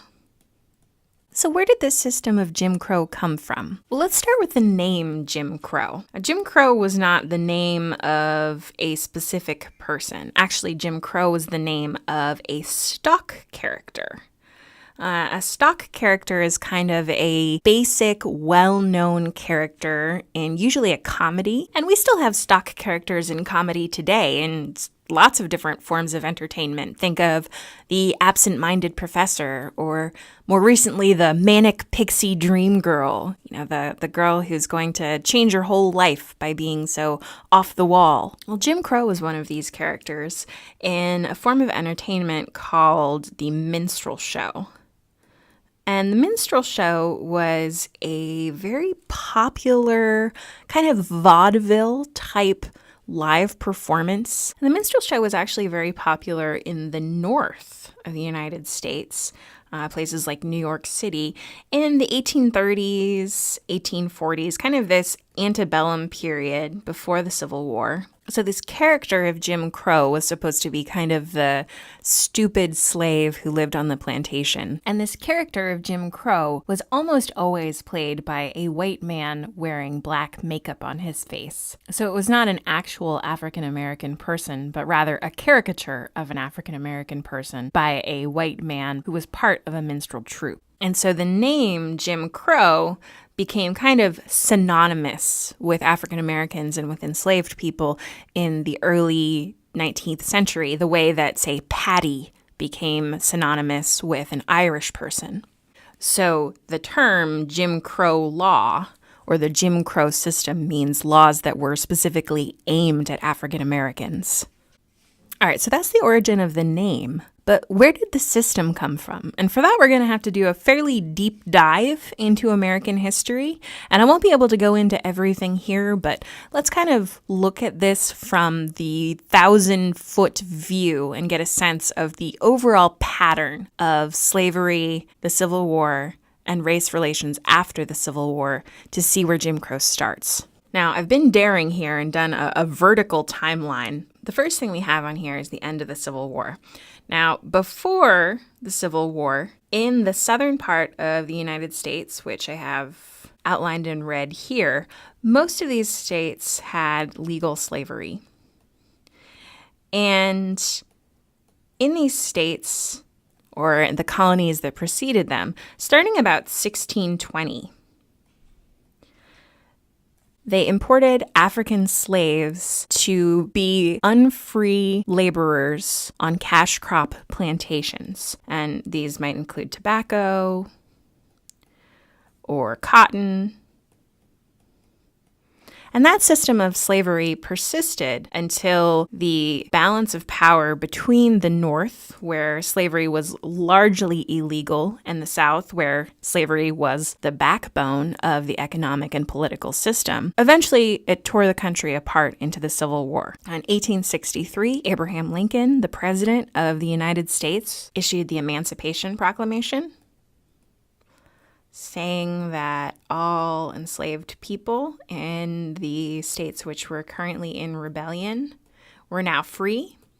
But it wasn't until the end of the Civil War that slavery's end was official everywhere in the United States. And the end of slavery really posed a problem for the states of the South. Now, obviously, this was a wonderful thing for people who had been enslaved. Now they had full freedom to move and work and marry whomever they pleased, at least in theory. But it also meant that the system of slavery, which had dominated the politics, the economics, the social system of the South for more than 200 years, was now over, and something had to replace it. So in the immediate period after the Civil War, the question is, what are race relations going to look like in the South? How will whites and blacks relate to each other without the system of slavery, which has dominated the entire region for more than 200 years? And we'll get into that in our next video. So in the last video, we started talking about the system of Jim Crow segregation, which was a legal form of segregation and denial of voting rights or disenfranchisement, which characterized the American South from approximately 1877 to 1954. And we finished up by saying that with the end of the Civil War, the system of slavery, which had been the economic and political system which characterized all of the South for the 200 plus years before the Civil War. And we finished up by saying, now that the Civil War has outlawed slavery in 1865, what is the South going to look like without slavery? So in this video, I want to really dial in this period after the Civil War, known as Reconstruction. Now, I don't have room here to go into a great deal of detail about the Civil War. We'll make many more videos about that in the future. But what I do think is important to note about the Civil War is that for the United States of America, often called the North in the Civil War, even though the Civil War really didn't start out as a war to end slavery, by the end of the Civil War, it had really become a war to end slavery, as Northern armies became, in effect, armies of liberation in the South. In 1863, Abraham Lincoln issued the Emancipation Proclamation, which ended slavery in all states that were rebelling against the United States. And in 1865, the government ratified the 13th Amendment to the Constitution, which outlawed slavery for good. But all the 13th Amendment said was that you couldn't have slavery. It really didn't say anything about what race relations between whites and blacks in the South would be after the Civil War, or whether not being a slave meant that an African American person in the South had the full rights of citizenship that a white person would have. So in the immediate aftermath of the Civil War, states in the South began writing new constitutions to account for the end of slavery. But the white leaders in the South really have no conception of a world where African Americans are equal to whites. And so the new laws that they write regulating African Americans after the war are known as the Black Codes. And these Black Codes are in many ways slavery by a different name. So the Black Codes acknowledge the end of slavery, and they give some basic rights to African Americans, such as the right to marry, which enslaved people could not legally do under the system of slavery, and the right to own property. But that is pretty much it. The Black Codes did things like prevent African Americans from owning firearms,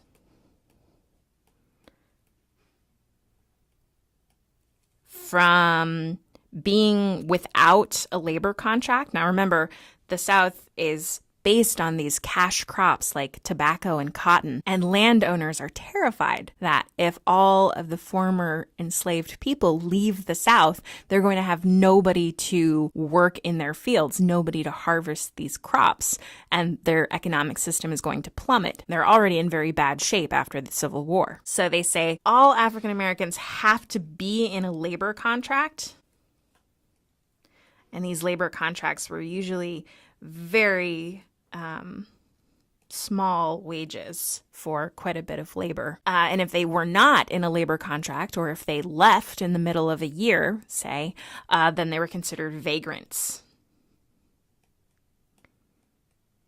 And the most outrageous thing that these Southern governments do is say that African Americans cannot vote. Now, to people in the North who had just fought a 4-year-long war where more than 500,000 people died to end slavery, seeing Southern states pass laws that are pretty much slavery with another name was galling. And so the more radical Republican elements in Congress, these are members of Abraham Lincoln's party who are strongly abolitionist, who are strongly in favor of civil rights for African Americans, and strongly in favor of a strong central government, say, okay, this system of Black Codes is not okay. When we said slavery was over, we didn't just mean that you couldn't enslave someone. We also meant that African Americans had full citizenship rights in the South. So to combat the Black Codes, Congress passes the 14th Amendment to the Constitution. And the 14th Amendment says that anyone who is born in the United States, regardless of whether or not they were a slave, is a full citizen of the United States, eligible for all of the benefits of citizenship and equal protection under the law. So laws must be equal for whites and for blacks. And we'll get into what that means in the next video. In the last video, we were talking about the era of Reconstruction and how after the Civil War, when the 13th Amendment to the Constitution outlawed slavery, many Southern states enacted laws known as Black Codes, which in many cases were really just slavery by another name. They prevented African Americans from voting, from owning firearms, from not being in some kind of labor contract, or they might be enslaved or jailed for vagrancy. And the North, controlled by a Republican Congress, was outraged by these codes, having just fought an incredibly destructive war to end slavery. In response to the Black Codes, Congress passed the 14th Amendment to the Constitution. And the 14th Amendment guaranteed that anyone born in the United States, regardless of previous condition of servitude, had full citizenship, meaning they're entitled to all the rights and privileges of being a citizen, and equal protection under the law. So a law could not target someone on the basis of their race. Now, to enforce the 14th Amendment, Congress sent federal troops to the states in the South, divided the southern region up into military zones, and said that the South would be occupied by federal troops until the states rewrote their constitutions to recognize the 14th Amendment, in effect, to give equal citizenship to African Americans. In fact, they also passed the 15th Amendment 2 years later in 1870, which said voting rights are included among these citizenship rights guaranteed in the 14th Amendment. I should mention that these voting rights were only for African American men, as women will not get the right to vote until 1920. So from the 14th Amendment, Until 1877, there's a military occupation in the South. And military troops are only taken away from the southern states when they rewrite their constitutions to grant equal citizenship to African Americans. Now you can imagine in the South, where whites have had racial supremacy from the 1600s, getting them to recognize social equality with African Americans was an incredible struggle. And it was a struggle that the Republicans in Congress and the federal troops really didn't win. This is the era of the Ku Klux Klan, which ran terrorist raids at night trying to prevent African Americans from voting or to prevent their allies from helping them to vote. This era of Reconstruction was really a continuation of the Civil War, where troops from the North tried to enforce the 14th Amendment, tried to enforce the end of slavery and the citizenship of African Americans with really implacable resistance from white Southerners. So by 1877, only 2 states were left that still had troops, because the rest of the states had rewritten their constitutions to acknowledge the 14th Amendment. But that is not to say that racial equality had been achieved in the South whatsoever. So what happened in 1877, which is generally known as the end of Reconstruction and the beginning of this period of Jim Crow segregation? Well, we'll get to that in the next video. So we've been talking about the system of Jim Crow segregation, and in the last video we left off in 1876. And in 1876 there was a contested presidential election between a Republican candidate named Rutherford B. Hayes and a Democratic candidate named Samuel J. Tilden.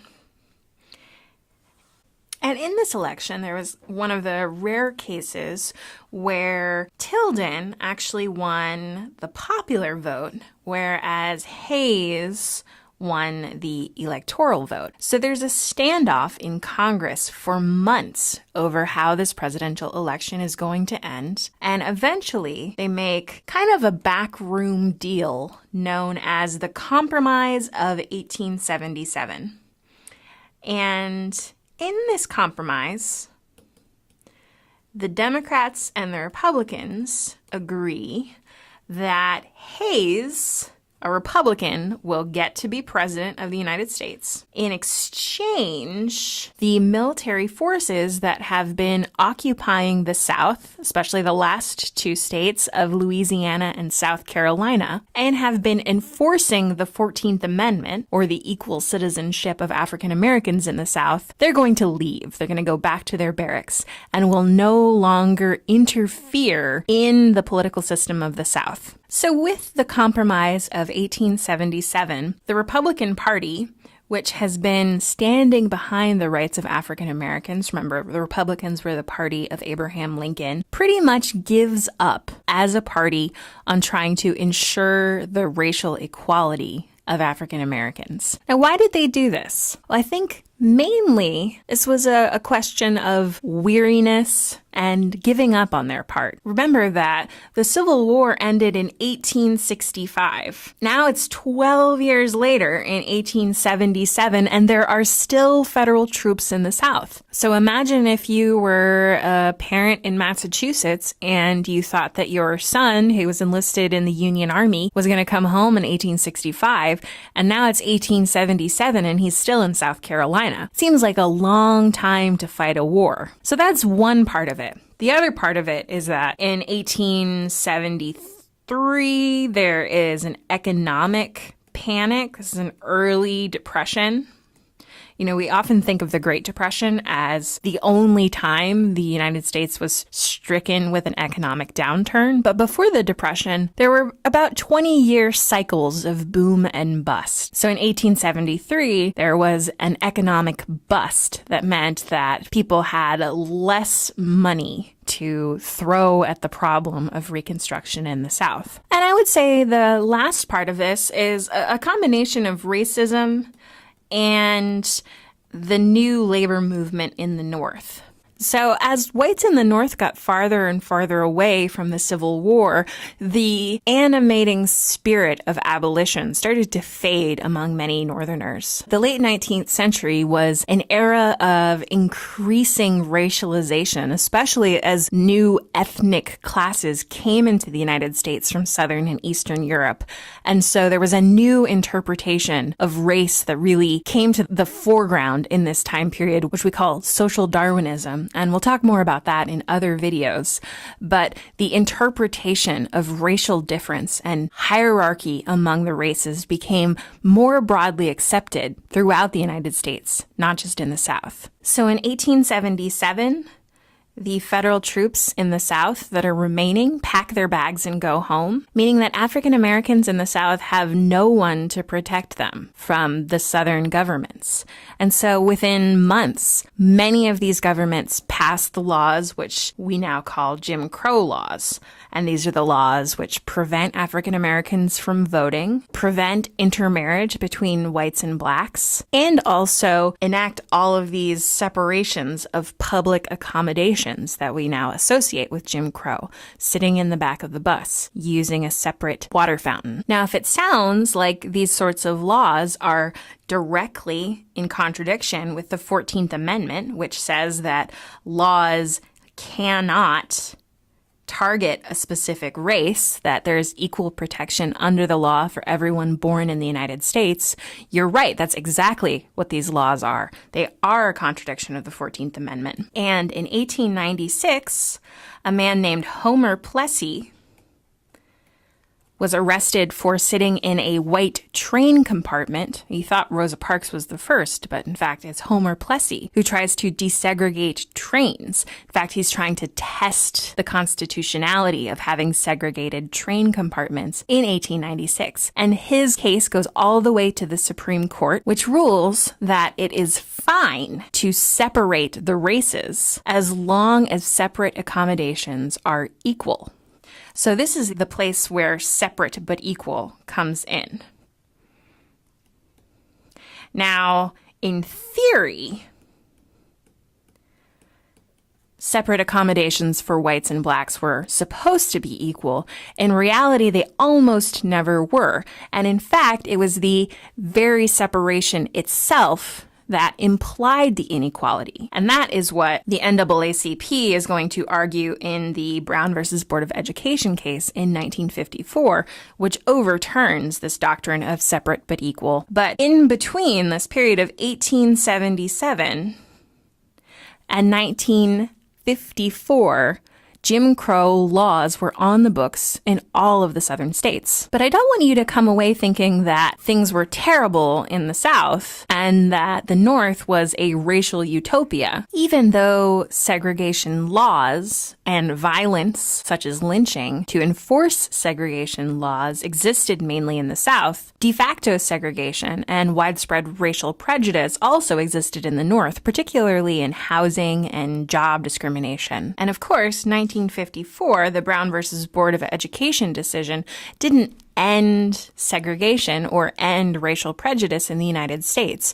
It's enforcing the end of segregation and enforcing the end of some of these de facto forms of segregation and racial prejudice in the North that will be the real focus of the civil rights movement. So I think the real tragedy of the Jim Crow era was that it didn't have to be this way. In fact, it was just in this presidential election of 1876 that the federal government more or less gave up on protecting the rights of African Americans. It's interesting to imagine what life in the South might have been like had the federal government not given up. Perhaps it would be very different. Perhaps it would not. But it's hard not to mourn the lost opportunity of Reconstruction. This 12-year period where African Americans had voting rights and often served in public office. Instead, the United States doomed African American citizens in the South to another almost 100 years of second-class status in our society. Long before Rosa Parks refused to move to the back of the bus, Homer Plessy boarded a train car in New Orleans to protest Jim Crow segregation laws. Plessy was arrested and convicted in Louisiana, but his test case for segregated public transportation reached the Supreme Court in 1896. This is Kim from Khan Academy, and today we're learning more about the landmark case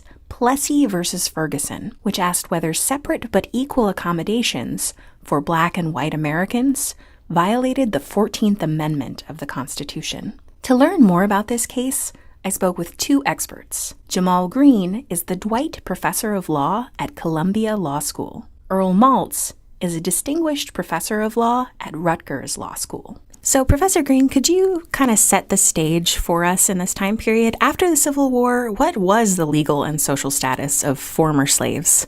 Well, of course, the Civil War ended in 1865, and it was fought in large part over the institution of chattel slavery. So slavery of, generally speaking, Black or African American slaves.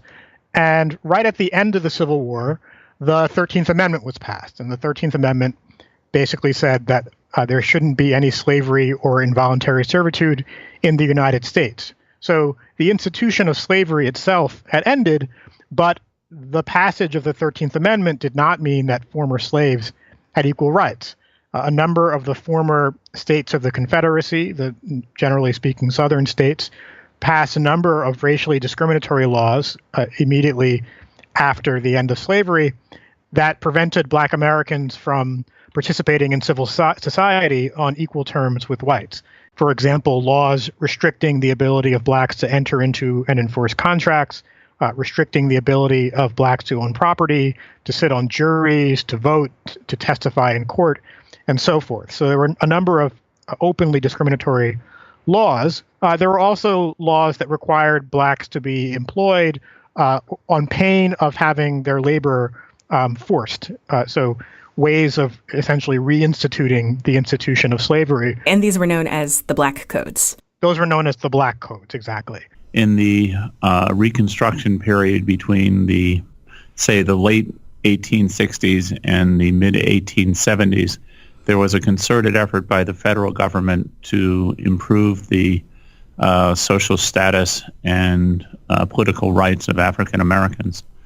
In 1876, as part of the settlement of the presidential election of 1876, the federal government drew back some, but most of the so-called Redeemer movement really took off in the 1890s. I think 1891 is when the last real effort is made by the federal government to have a serious Voting Rights Act. And after that, the South is pretty much under control of the people who sympathized with ex-Confederates. In both northern and southern states, there was widespread racial segregation.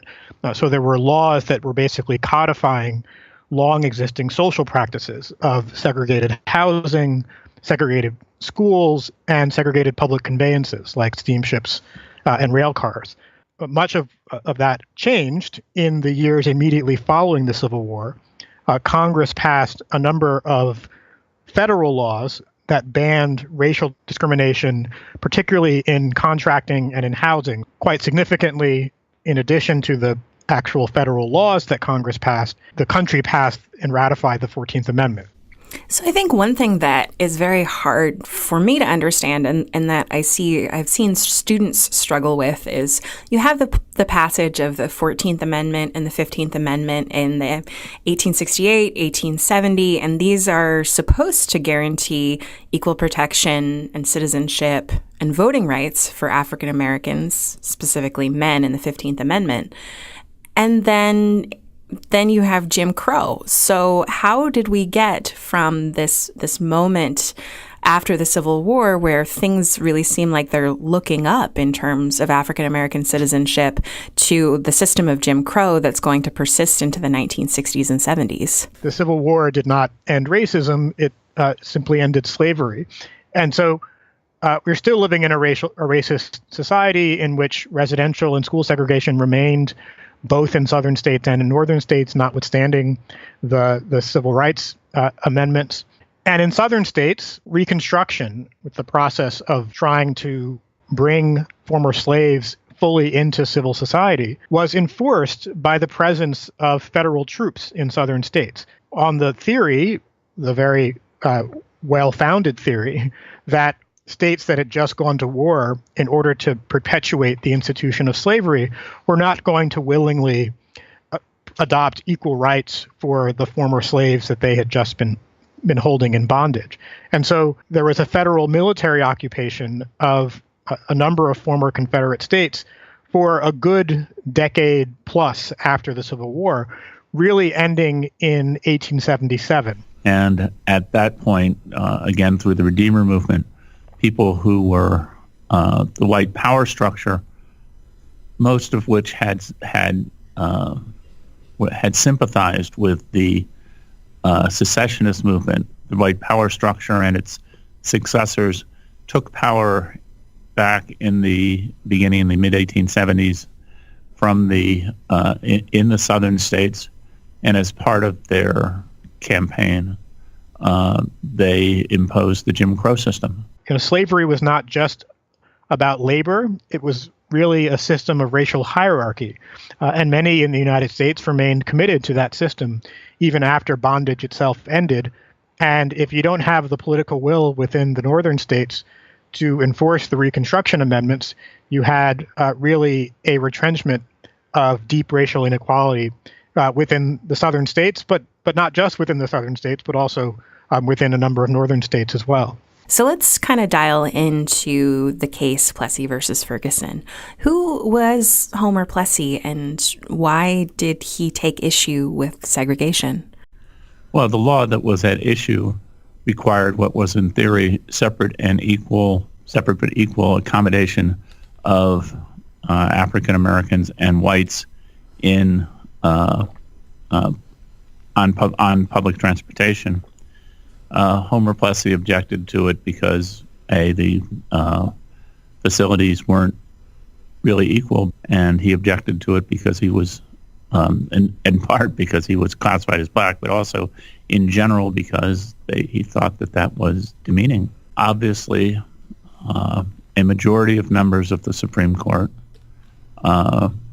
believed that the southern states should have at least some leeway to establish the system of racial segregation. And so Plessy was in league with the railroad and with the civil rights organization that recruited him to set up a case.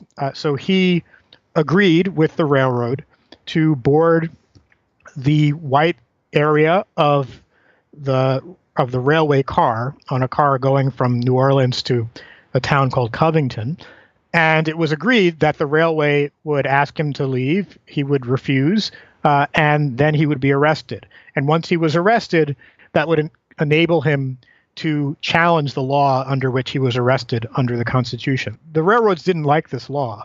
They didn't like this law because they didn't want to be subject to fines or liability for not properly maintaining separate cars. It was really up to the conductors to make sure that separate cars were maintained, and the conductors themselves could be fined by the state for not doing so, and it could also be fined by passengers for mistakenly putting someone in the wrong car.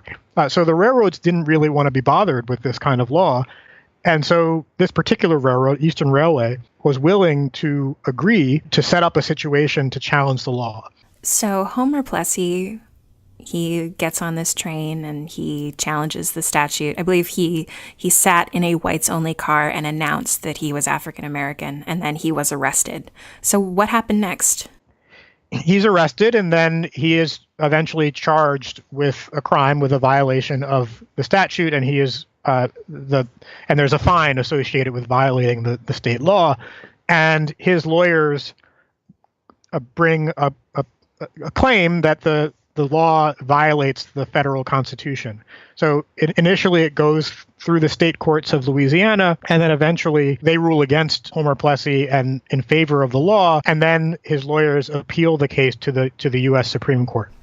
So how did the court rule? In the years leading up to the case, the lawyers for Homer Plessy were quite concerned about the composition of the court because they weren't sure if they could count 5 votes in favor of black civil rights because none of the justices on the court were considered to be particularly friends of black Americans. In the civil rights cases in 1883, the court had already held that Congress lacked authority to prohibit segregation in public accommodations, which meant that they viewed public accommodations as something purely private rather than a civil right, a quasi-governmental right, or a quasi-public right. And that's one of the big distinctions between the majority and the dissent in both the civil rights cases and in Plessy versus Ferguson. The court ruled that, in fact, that so long as the state of Louisiana maintained separate but equal facilities,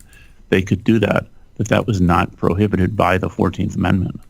The Supreme Court in 1896 rules 7-1 that the Separate Car Act is constitutional. So a state is allowed to segregate its public conveyances, including rail cars, by race. The court denies that the Separate Car Act violates the 14th Amendment to the Constitution. What the court basically says is, look, the law says the railway cars have to be equal, even if they're separate. And all the 14th Amendment requires is that basic equality in civil rights. John Marshall Harlan, of course, dissented from that. I think that it's important to understand what was the actual nature of Harlan's dissent rather than the way that it is actually portrayed. Harlan is famous talking about the colorblind Constitution, but in fact, what he says is, with respect to civil rights common to all citizens, I don't have the exact language before me, that the Constitution was required to be colorblind. So one of the big distinctions between the majority and the dissent is that Harlan does, in fact, believe that the right to use public transportation counted as a civil right, which was, and therefore was protected against segregation by Section 1 of the 14th Amendment. So that, because I want to make that point because it's pretty clear that Harlan believed, for example, that maintenance of segregated schools would be constitutional. And it's also true that Harlan voted to say that miscegenation laws were constitutional. The dissenting judge, Justice Harlan, himself a former supporter of slavery who changed his views and eventually became known as a champion of black civil rights. Right. So Justice Harlan, the lone dissenter, one of the only Southern judges on the court, but the others were basically Northern, both Republican and Democrat. They didn't have strong views about race. Unusually, they didn't have unusually strong views about race for their time, and they maintained this distinction between social and civil rights. It's important to understand, in trying to understand the context of Plessy versus Ferguson, that the Supreme Court used to distinguish between what it called civil rights and what it called social rights. Civil rights were basically rights to participate in civil society and included rights like the right to enter into contracts, the right to buy property, the right to testify in court. The court understood social rights as something very different from that, which is really the right to do all of those things in the company of people of a different race. That's fascinating. So what was the effect of this ruling in Plessy versus Ferguson? There are two ways that you could look at it. That until 1954, the effect of the ruling was to say that the state governments were allowed to segregate their citizenry on the basis of race. That's one way you could look at it. Now, one of the interesting questions is how much difference it would have made, given the sort of culture of the southern states, even if the court held that it was unconstitutional for the state to formally require segregation among the races. That is, that there were a lot of informal pressures which would have pushed towards segregation, even if the court had said that it was the statute was unconstitutional. But we'll never know that. So, in other words, the question in Plessy is not whether the federal government was going to mandate segregation, but rather whether the federal government was simply going to leave the states and their citizenry to their own devices in determining whether to segregate their public transportation and some other things. So this concept of separate but equal is, I think, the most important thing that comes out of Plessy versus Ferguson, and then later, will be at issue in the 20th century. So was separate ever equal in theory or in practice? It was very clear at the time, and Justice Harlan says so in his dissenting opinion in Plessy, that the practice of separating railway cars or any number of other public accommodations by race was not designed for the comfort of Black Americans. It was designed in order to maintain their social inferiority through legal institutions. So once you no longer have the institution of slavery, there was a felt need among many in the South to maintain the system of social relations that slavery represented. And that's what Jim Crow was all about. And everyone knew that's what Jim Crow was all about. So Jim Crow was really kind of in its infancy when Plessy versus Ferguson was decided. Laws that prevented blacks from voting through a number of through literacy requirements and property requirements and good character requirements and so forth. Those kinds of laws were very much in their infancy at the time Plessy versus Ferguson was decided. And so the whole system of segregation is really revving up in the 1890s, and the court just gives it carte blanche to continue after that. And it's important to remember that as of the 1890s, the Supreme Court had not admitted to ever having reversed one of its own decisions. The lawyers who brought the Plessy case were quite clear about this. The assumption was that once the court ruled, it was going to be an awfully long time before you could get the court to reverse itself. And that's, in fact, what happened. So the court does not reverse Plessy versus Ferguson until Brown versus Board of Education in 1954. And so you had an almost 60-year period in which practices of institutionalized segregation had the blessing of the Supreme Court.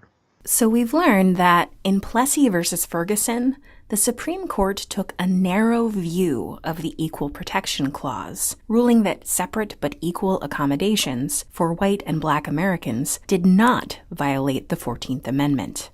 Earl Maltz suggests that it's difficult to tell if a different outcome in Plessy versus Ferguson would have made much difference in the actions of Southern states if there was no political will to enforce integration anyway. Jamal Green, by contrast, reminds us that segregation was just getting started at the time of the Plessy case, and this ruling by the court legitimized Jim Crow laws that would continue to spread for nearly 60 years. To learn more about Plessy versus Ferguson, check out the National Constitution Center's Interactive Constitution and Khan Academy's resources on U.S. government and history. Hello, David. Hello, Kim. So I've brought you here to talk about the Gilded Age, which is one of my favorite eras of American history. Because everything was great and covered in gold? No, because it is the only era of American history I can think of that has a sarcastic name.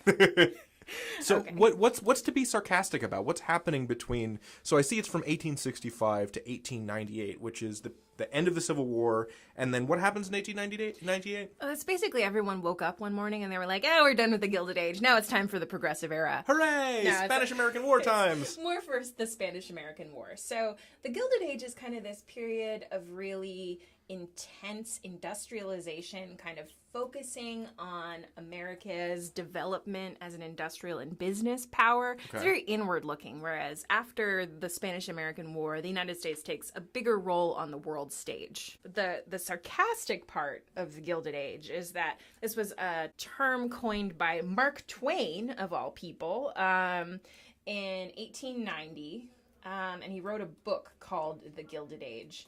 And what Twain was trying to say was that the United States in this period wasn't experiencing a golden age, right, an era of prosperity and happiness, but rather a gilded age. Oh, so just like a thin layer of gold on top. disguising the cheap tin beneath. Exactly. Oh, snap, Yeah. Mark Twain. So what's going on in this era that earns this nickname? Like, what is the appearance of, fancy, lovely gold that just turns out to be tacky and miserable? Well, I think what people are talking about under the title of Gilded Age is that it's this time when immense wealth is accumulated by a number of individuals, many of whom still have their names on things today, like Andrew Carnegie, of Carnegie Mellon University or Carnegie Hall, J.P. Morgan, who was a banking magnate. We still have J.P. Morgan as a financial institution today. And I would say John D. Rockefeller is another. He was the founder of Standard Oil. So he was an oil baron. Rockefeller Center, right? So these are the individuals who got enormously wealthy in the Gilded Age, and they got wealthy by being the captains of these new expanding industries. So Titans of industry. the titans of industry. So steel and banking and oil. But they got rich partly through political corruption. So one of the less than savory parts of the Gilded Age is that a lot of this was done through political kickbacks, bribing of officials, bribing of the vice president of the United States. Wait, whoa, what? The bribe the vice president?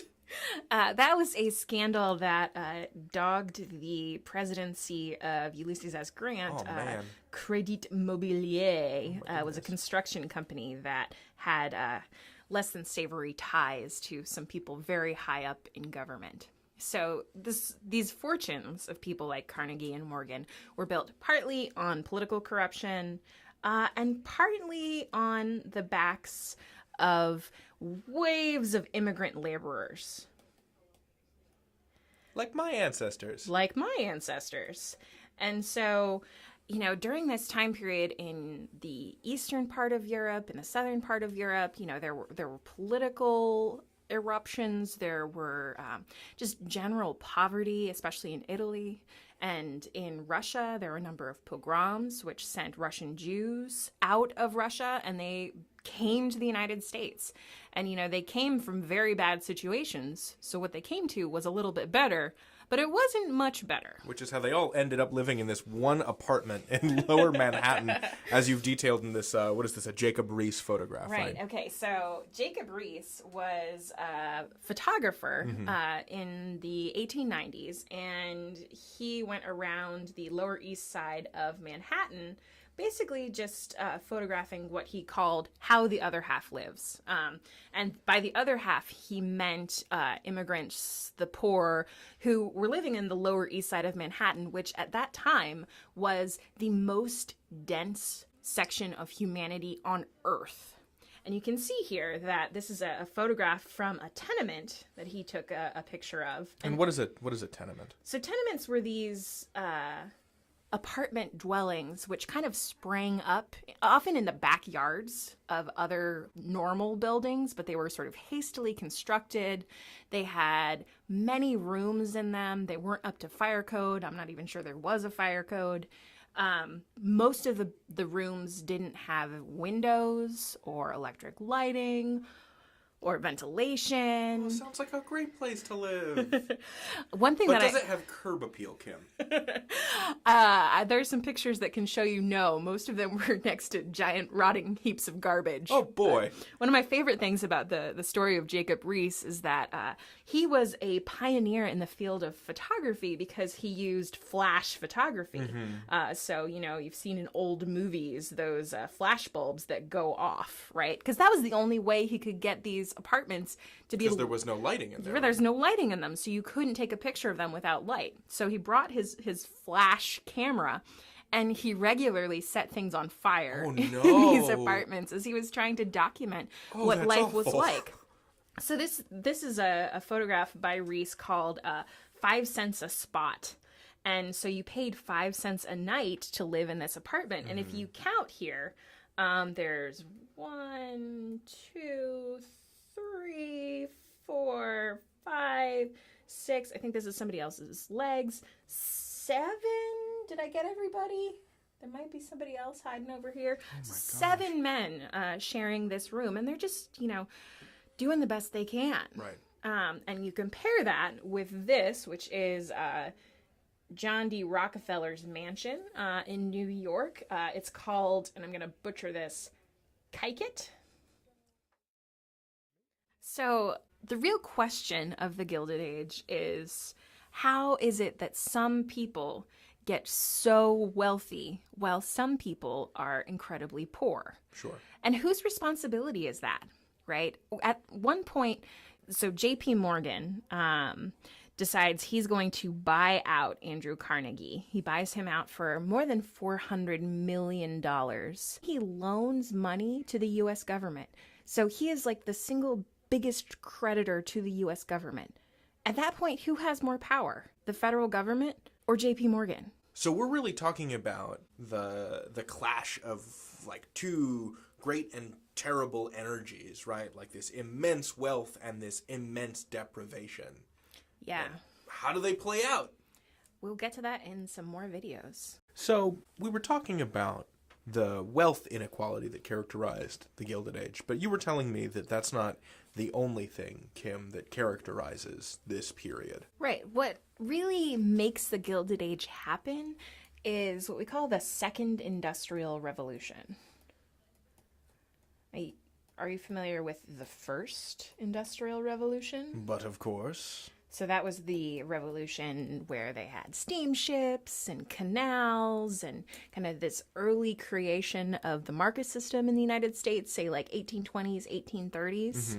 The Second Industrial Revolution is more of a revolution of mass production, I would say, and ways of making and shipping and communicating about business transactions and materials that didn't exist before. So what are some of these disruptive technologies that are really poised to change the shipment paradigm? So off the top of my head, trains, probably a huge deal, right, in this period? Yeah. So we've got all this coal going, and that means that there's a lot of smelting happening, and that means that there's also a lot of steel happening too. Steel. I think if I had to choose one most important technology of the Gilded Age, it would have to be steel.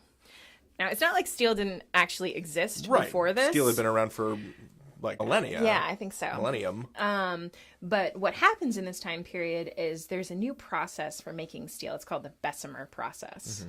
And the Bessemer process basically makes steel faster and it makes it cheaper. Okay. And in this time period, Andrew Carnegie, we talked about being this major steel baron. Railroads throughout the United States, majorly supported by the U.S. government.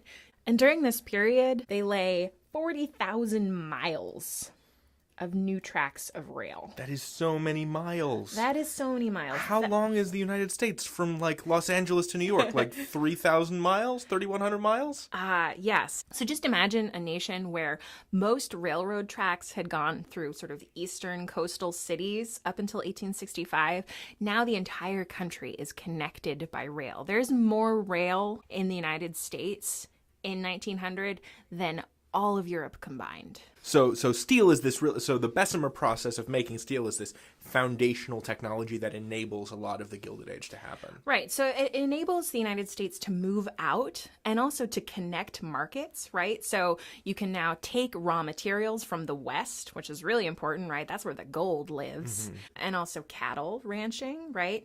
You take those things from the West, you take them to the cities to be processed. Then you take the finished goods and send them back out into the smaller towns. So rail facilitates all of that.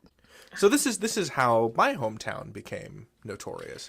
Yeah, of Chicago. So there would be cattle drives, I guess, then that came Exactly. from the West, and then they would all be slaughtered and processed in Chicago. Right. Yeah. I'm a native Pennsylvanian. You're a native Chicagoan, and we are born from steel places as the steel industry really grew up in Pittsburgh. And what I think is really interesting about steel, too, is that it's like a self-sustaining industry, right? Because you need the steel to make the railroads, right?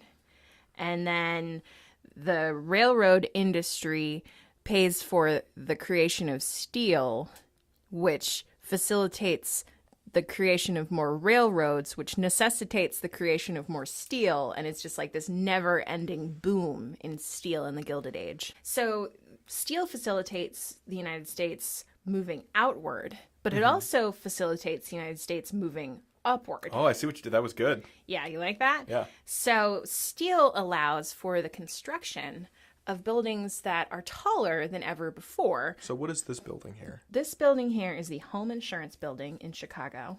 I don't believe it is there anymore. And do you know what is special about the Home Insurance Building? No, what's special about it? The Home Insurance Building is considered to be the world's first skyscraper. What? Yeah, it looks Awesome. pretty short for a skyscraper by modern I standards. mean, I couldn't build a building that tall. It's 10 stories tall.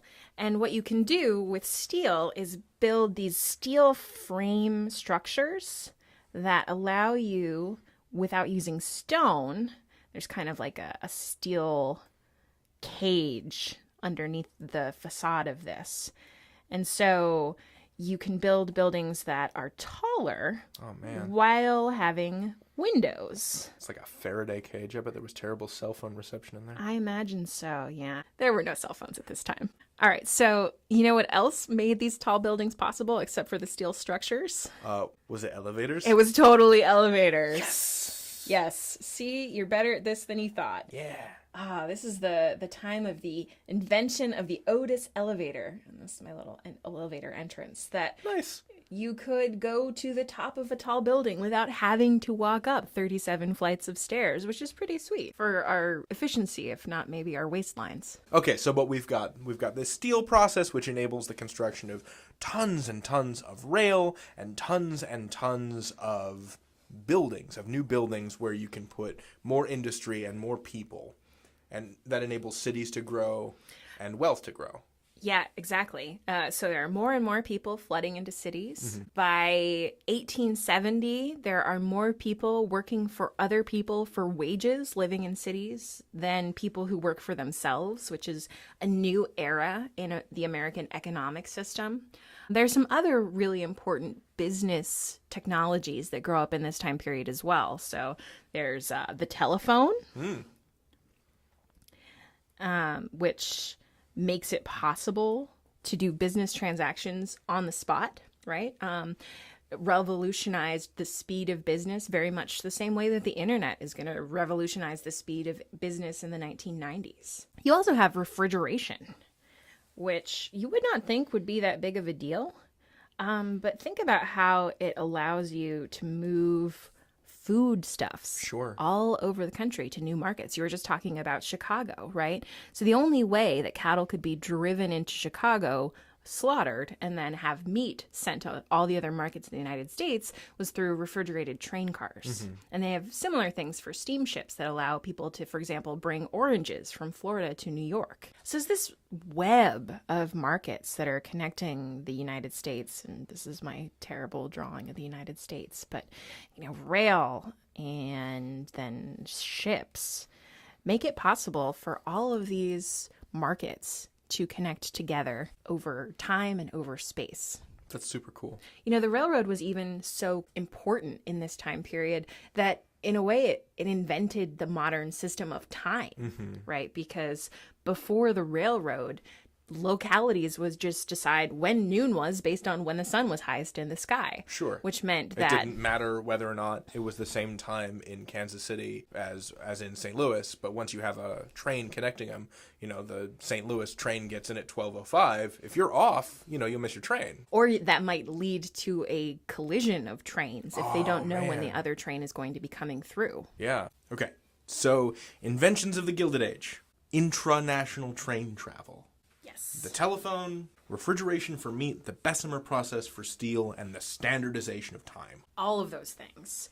And I would say the last thing that might be really important here is also electrification. Ooh. Yeah, and like steel, electricity was not invented in the Gilded Age, but what happened was the spread of the light bulb in both homes and businesses, which meant that you could work longer hours, You didn't sleep as long. Actually, the amount of sleep that people got per night switched from about 9 hours before electrification to about 7 hours after. So Thomas Edison is literally responsible for robbing us of sleep. But it also made it possible for workers to work longer hours, and it significantly reduced the risk of fire in businesses, which meant you could invest in them with more confidence. Oh, because they didn't have gas lamps that could burst into flame. Right. Awesome. Well, that's super cool. So hooray Gilded Age, right?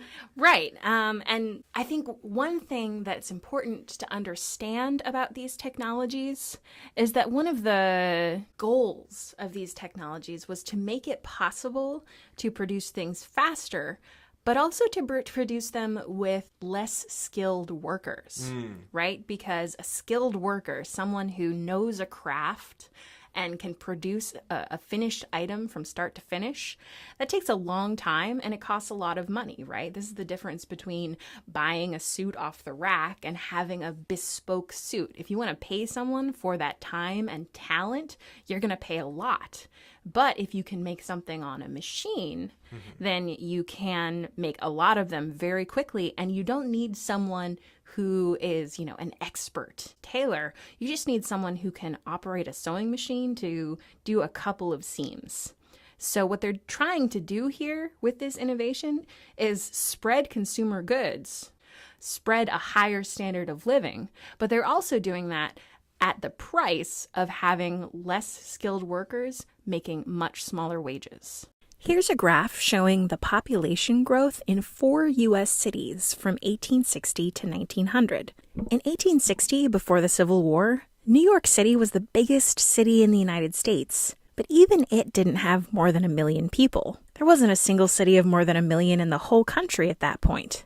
Compare that to just 40 years later, when not one, but 3 cities had passed the million mark, and New York had nearly 3.5 million residents. Proportionally, Chicago's population growth was even more drastic. From only about 100,000 residents in 1860, it got 17 times bigger by 1900, with about 1.7 million residents. Traditionally, Americans had been a pretty rural, farming people. But starting in the late 19th century, there was a rapid shift towards urbanization. By 1920, urban residents would outnumber country dwellers in the United States for the first time. And today, more than 80% of Americans live in cities. So what led to this explosion in the population of cities in the decades after the Civil War?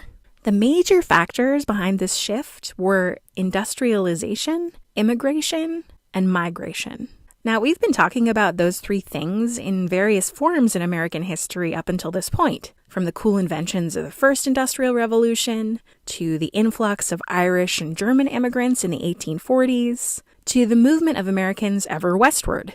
So, industrialization, immigration, and migration weren't new forces in American society, but there were unique aspects of all 3 of these processes during the Gilded Age that contributed to the development of cities in this era. One thing that changed was the nature of work that people did. During the Gilded Age, there was a tipping point in the American labor market. In 1880, for the first time ever, the number of people who worked for someone else for wages, people who had a boss and needed to do what they said to get paid, outnumbered Americans who worked for themselves, like farmers, who could decide for themselves when to sow or harvest their crops. The Second Industrial Revolution, which began after the Civil War, was a booming era of expansion and industrial production. So there were a lot of factory jobs available, and most of those jobs were for unskilled laborers. That is, workers who don't require any kind of special training before they start a job. So there was an overall transition from farm work that was self-directed to unskilled factory work done for a boss.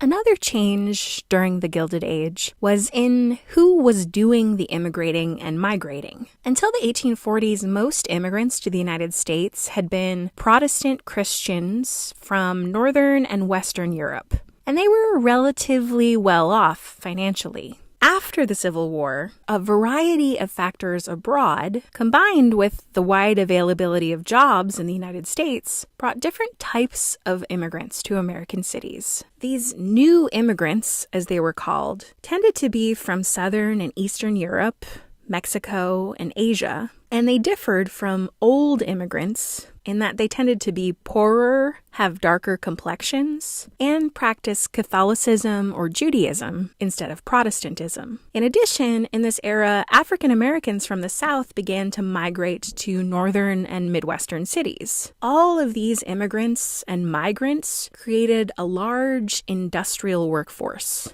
But why did they all move to the city? Let's take a look at some of the push and pull factors that prompted people to uproot themselves and head to American cities during the Gilded Age. First, there were push factors, or things that were pushing people out of their previous living situations. A big one was poverty and just a lack of financial mobility at home. Farmers in many countries were hit hard by the mechanization of agriculture, which happened in this time period. About a third of the people moving to cities were Americans leaving farms and heading to the city for industrial jobs. Another push factor was persecution and discrimination at home. The Russian government took an increasingly intolerant position towards Jews in this time period, who were subject to mob violence and campaigns of ethnic cleansing in Europe. In the American South, the emergence of Jim Crow laws and an increase in lynchings were among the reasons that African Americans elected to leave after the Civil War. But what were the pull factors that landed them in cities? For one thing, many struggling immigrants from abroad didn't have the money to go anywhere else, so after they arrived, they just stayed put. But the main reason that people moved to cities is because that's where the jobs were. With the development of steam power and electrification, factories no longer had to be located next to waterways, so cities developed as industrial hubs. Often cities would develop as the center for one specific industry, like steel in Pittsburgh, meatpacking in Chicago, or clothing in New York. People also found communities of support in cities. Earlier immigrants might send money and information to their families and friends back home, helping them to move and get established. This facilitated the development of urban neighborhoods where people from similar backgrounds spoke the same language, ate the same food, and provided each other with assistance. In these ethnic enclaves, people could get newspapers and even go to see theater performances in their native languages. So let's finish by taking a look at two narratives of immigrants arriving in American cities in this time period. The first one is from Li Chu, who immigrated to San Francisco from China at age 16 in the year 1880. He wrote, "When I got to San Francisco, which was before the passage of the Exclusion Act, I was half-starved because I was afraid to eat the provisions of the barbarians. But a few days living in the Chinese Quarter made me happy again. A man got me work as a house servant in an American family. When I went to work for that American family, I could not speak a word of English, and I didn't know anything about housework. I did not understand what the lady said to me, but she showed me how to cook, wash, iron, sweep, dust, make beds, wash dishes, clean windows, paint and brass, polish the knives and forks, etc. In 6 months, I had learned how to do the work of our house quite well, and I was getting $5 a week in board, and putting away about $4.25 a week. I'd also learned some English. I sent money home to comfort my parents, but though I dressed well and lived well and had pleasure, going quite often to the Chinese theater and to dinner parties in Chinatown, I saved $50 in the first 6 months." The second one is from Mary Anton, who immigrated to Boston from what is now Belarus at the age of 13 in the year 1894. She wrote, "The first meal was an object lesson of much variety. My father produced several kinds of food ready to eat without any cooking, from little tin cans that had printing all over them. He attempted to introduce us to a queer, slippery kind of fruit, which he called banana, but had to give it up for the time being. On our second day, a little girl from across the alley came and offered to conduct us to school. My father was out, but we 5 between us had a few words of English by this time. We knew the word school. We understood. This child who had never seen us till yesterday, who could not pronounce our names, who was not much better dressed than we, was able to offer us the freedom of the schools of Boston. We had to visit the stores and be dressed from head to foot in American clothing. We had to learn the mysteries of the iron stove, the washboard, and the speaking tube. And above all, we had to learn English. With our despised immigrant clothing, we shed also our impossible Hebrew names. A committee of our friends, several years ahead of us in American experience, put their heads together and concocted American names for us all. So what similarities and differences do you see between the experiences of Lee Chu and Mary Anton? Why do you think they immigrated to American cities? And what do you think their lives would be like going forward in the Gilded Age?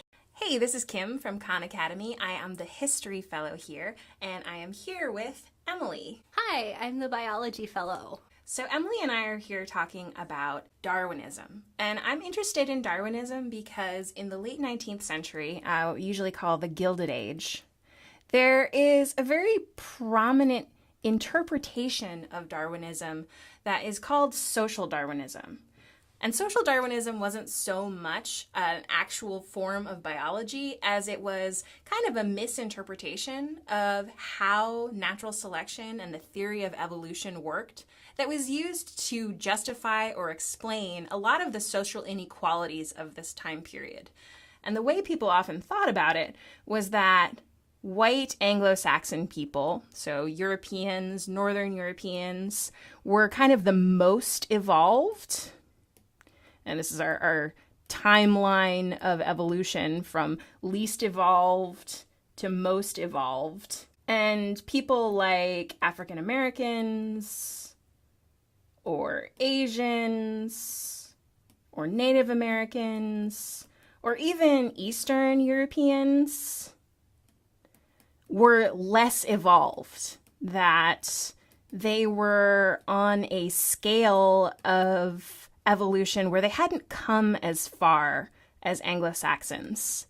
So, Emily, you're a biologist, and I would love to get your take on how it is that natural selection actually works and how this doesn't quite describe what was really going on. Yeah, definitely.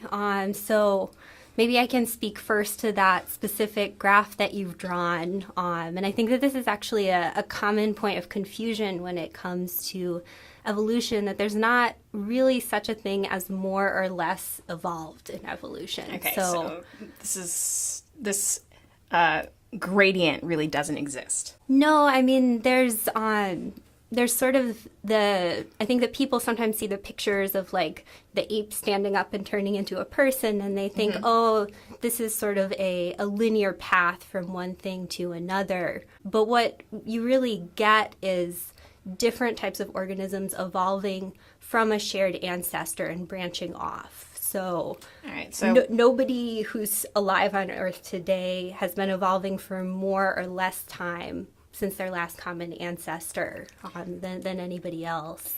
So I'm going to draw what I think is how you're explaining this, and please correct me as I go along, but say this is my common ancestor, and then would there possibly be branches like this?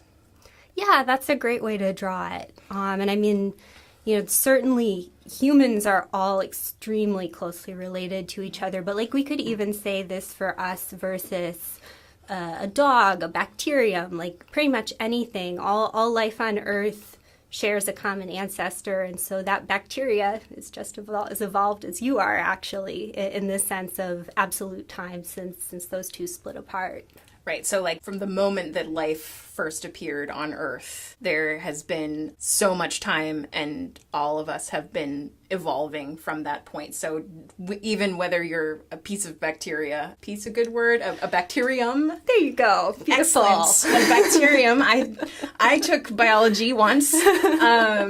Or you are Albert Einstein. You have been evolving for precisely the same amount of time. Yep. Awesome. Okay. Wow. I'm really relieved to find that I could describe that as well as I could. You did a great job. Beautiful. So you've done this this distinction between evolving from a common ancestor. So how is it that the actual theory of natural selection works? Yeah, that's a great question. So natural selection, often people talk about it as sort of having three key ingredients. And to see how it works, let's imagine that we're just looking at a population of beetles. So picture your beetles to start with. And what would we need to have in order for these beetles as a group to evolve by natural selection? So one thing that we would need is we would need some variation among the beetles. Okay. So if you have identical beetles, you're not going to have any that are better at surviving or reproducing than any others, which is kind of a key ingredient for what we're going to talk about. Okay. So I've got two different beetles here. They're slightly different from each other. Awesome.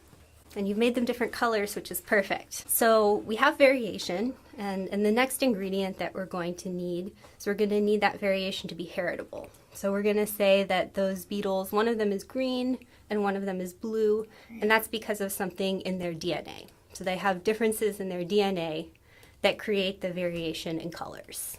Okay. So... Oh, right. So when you say heritable, you mean that this is something that their descendants could inherit? Exactly. That is exactly it. So the final ingredient is that the differences, these heritable differences, need to affect how good the beetles are at leaving offspring in the next generation. Okay. So, for example, let's say we would probably have more than 2 beetles in our actual population, but let's say this population has just moved into a new area that is very blue colored. Okay. So blue rocks, blue flowers, whatever. And there's also a bunch of birds in that environment that really like to eat beetles. And I'm guessing that if they have blue beetles and green beetles, that one of those is going to show up a lot better against the blue environment than the other. So probably a lot of our green beetles are going to get picked off by birds, and they're not going to be able to leave offspring because, gosh, they kind of got at. So when you look at the next generation of beetles, if we know that the colors get passed on, we're going to probably see a bigger group of that, a bigger proportion of that group being made up of blue beetles and less being made up of green. And that is an example of natural selection in action, where you can see that organisms that survive and specifically reproduce better in a certain environment are going to increase in frequency in a population. So you're going to get more and more of these blue guys, less and less of the green guys. Is there a word you would use to describe this adaptation? Is that the natural selection part, as from variation and heritable? Like the natural selection is just like a good situation. Yeah, I mean, natural selection is really the differential survival and reproduction. Okay. And as you mentioned a great word there, which is adaptation. So adaptation is the word that biologists often give to the process of a population getting better and better suited to its environment. So you would say that the population was adapting to being in a blue space as it gradually started to have more and more blue beetles across generations.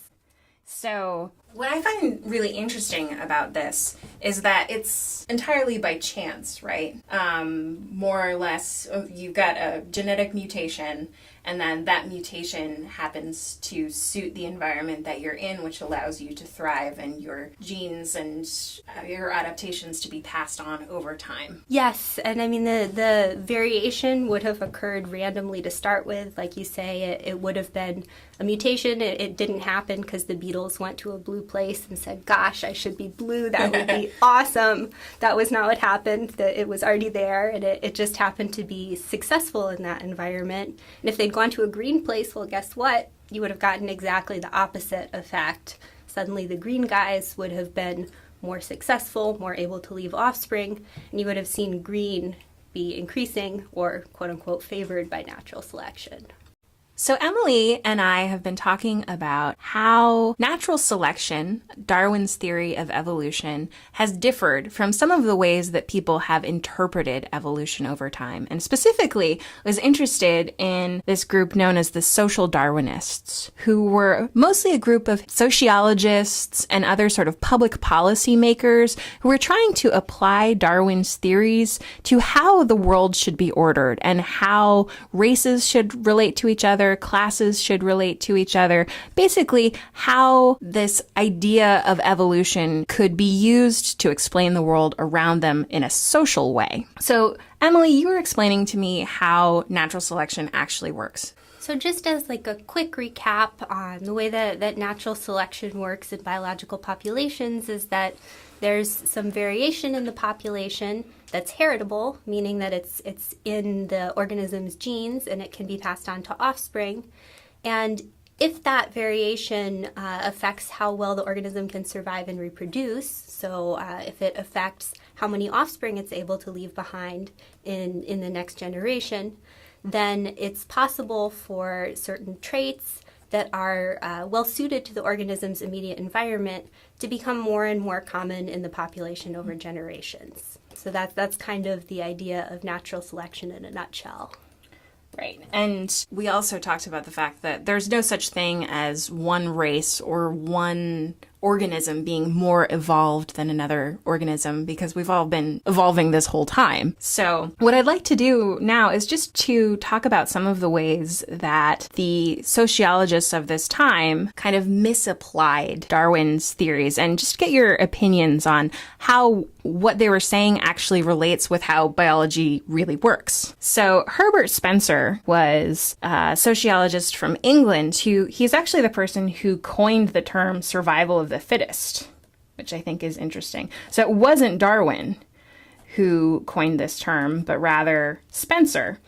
And I think what was animating people like Spencer and other social Darwinists in this time was just to say, why are some people in a better social position than others? So why are some people poor versus rich? Why do African Americans or people from colonized nations have a worse situation in the world than people in civilized nations, or civilized kind of in air quotes from that time period? And what Spencer said was, oh, this must be Darwinism, right? It must be that people who are wealthy are better adapted to their environment. They're more evolved than people who are poor. So I think this idea of difference between the classes was one of the first animations behind the idea of social Darwinism. So is there any way that actually relates to how biology explains Darwinism? I mean, I think that's really a case of an idea from biology being not very accurately applied to society. I think that there was probably a strong motivation for someone in Spencer's position to want to explain things in that way, because that would justify inaction on his part and sort of say that this is acceptable because it's quote unquote natural. I think that it's really not a very scientific or even an investigated perspective. I think that it was sort of an effort to fit something, sort of a round peg in a square hole, so to speak.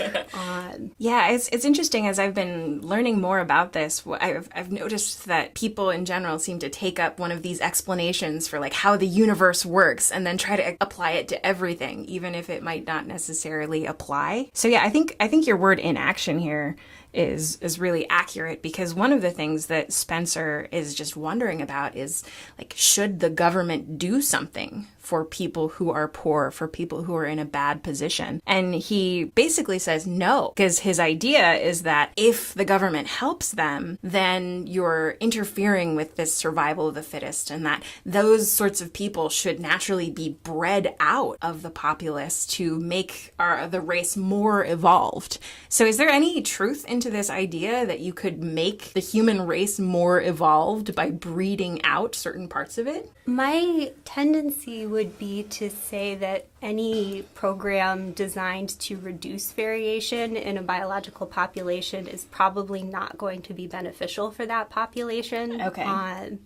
So that's kind of a broad statement, but if you look at factors that make endangered species endangered, one of the big ones is that they have very low genetic variation in their gene pool.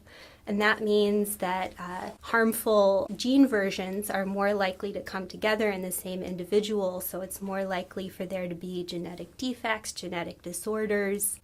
In general, a high level of variation is an indicator of a healthy population, and a low level of variation, or any population where you have intensive inbreeding of similar individuals, that's going to be a population that's probably less healthy. Interesting, because there's this very popular movement in the United States and then moving on to places like Germany, where we see this very strongly in the Holocaust, of eugenics, right? The idea that you can make your race more in your country more evolved, more fit, this survival of the fittest, by breeding out certain things that are termed undesirable. I mean, in terms of long-term population survival from a biological standpoint, I don't see how that could be beneficial. I mean, you never know what's down the road. You never know if there's a new infectious disease that's going to show up and who's going to be resistant to it. Somebody who has genetic variation that doesn't matter right now, but you don't know who that's going to be. So it's that sort of general principle applies, that the reason variation is great is it prepares a population to deal with an uncertain future. This is so interesting to me, because I think you see this a lot in history, because people in some ways here, they're very much confusing culture for biology, right? Because in many cases, they're saying that traits that they see as culturally undesirable, you know, looking through the eyes of white supremacy, of sort of this racial and cultural supremacy of people from England, from the United States, from Western Europe, you know, they're looking around them and they see people who are different from them, and they ascribe that to a kind of biological inferiority, when in fact it's just a cultural difference. I think that that's a very good way to state it. I think that there's just a big conflation here of cultural and biological, and applying ideas that might be great for one in a place where they're not actually as well suited. Yeah, and I think one thing that also interests me about this is the way that things like eugenics are used as justifications, and using Darwinism as a justification for not helping certain people, for saying, oh, you know, you're less evolved, you belong at the bottom of the social scale, and if I help you, then I'm not helping us evolve as a race. With also kind of a flip side of saying, oh, we must help certain cultures become more civilized. And you see that a lot in the era of colonialism, which is also big in the Gilded Age. It's kind of becoming a world event in the Gilded Age as England begins to take colonies in India and Africa, and other nations do the same. One of the justifications that they're giving is these people are less civilized than us. They're less evolved than us. And so we have to help them. It's the white man's burden, a phrase by Rudyard Kipling, to help these other races evolve. Yeah, and I mean, that's a very definite conflation of biological and social. I mean, teaching people to behave in a different way does not affect their biology. That was actually one of Spencer's misconceptions. He was an adherent of Lamarckian evolution, which would suggest that if you gain a trait during your lifetime, you will biologically and genetically pass it on to your offspring. And you may pass it on to your offspring by teaching them something, but genetic traits that are acquired during your life, you don't pass those on. You actually don't generally acquire genetic traits. Yeah. Exactly. So I think that definitely reflects a confusion in terms of what biological evolution is and how it works mechanistically. Yeah. So I think if there's anything for us to take away from this, it's that, one, that there's no such thing as one person being more evolved than another person, or one race being more evolved than another race. I think there's actually not much of a biological basis for the concept of race to start with, since human beings are biologically, like 99.9% the same? Yeah, I mean, from everything that I've seen, race is really something that people have come up with in an effort to categorize the world around them, but it's not actually reflected very meaningfully in people's genetics. There are certain very superficial physical traits that are inherited that we define as quote-unquote race, but if you actually look at the genomes of the people who belong to a particular racial group that is socially defined, there's a huge amount of variation there, and there's much more variation within what we would consider a race than there are differences that separate races. It's a pretty arbitrary way to categorize people. The second industrial revolution in the United States ushered in new technologies and new ways of living and working during the Gilded Age. Steel, electricity, and the telephone allowed railroads to crisscross the country, skyscrapers to rise out of cities, factories to hum along long after sunset, and business transactions to take place instantly over hundreds of miles. This was the time when the United States began its transition from a nation of rural farmers to a nation of city-dwelling factory workers. So at a glance, the Gilded Age seems like a time of radical change for the country. But as historians, how can we tell just how much change really occurred from 1865 to 1898?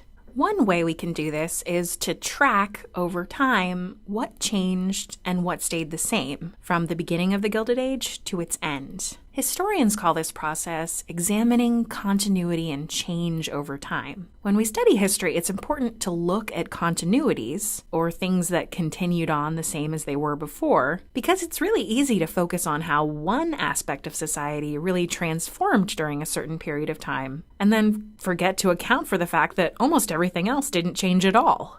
But it would be practically impossible to track the changes in every aspect of society. So let's dial in on a few areas. Since the major transformations came through technology and business in this time period, and those are both aspects of work, I'm curious about how the kind of work that people did and the way that they did it changed over the course of the Gilded Age. And since I know that cities grew a lot during this time period, let's also look at changes in living patterns, where people migrated to and from, and how they lived. I'm also curious about the extent to which these changes in work and living patterns affected the major ideas and culture of the time. Did people's beliefs about society change much during the Gilded Age? Or was the culture of the United States at the end of the 19th century pretty much the same as it was at the end of the Civil War? So let's look at the major trends in each of these areas at the beginning and the end of this time period, so we can try to answer the question, how much change did industrialization really bring during the Gilded Age? By the way, I'm not going to go into a whole lot of detail on these trends because we're doing a really big overview of the Gilded Age here. So if you find that you're not familiar with something that comes up, just make a note of it and you can look it up when you have time.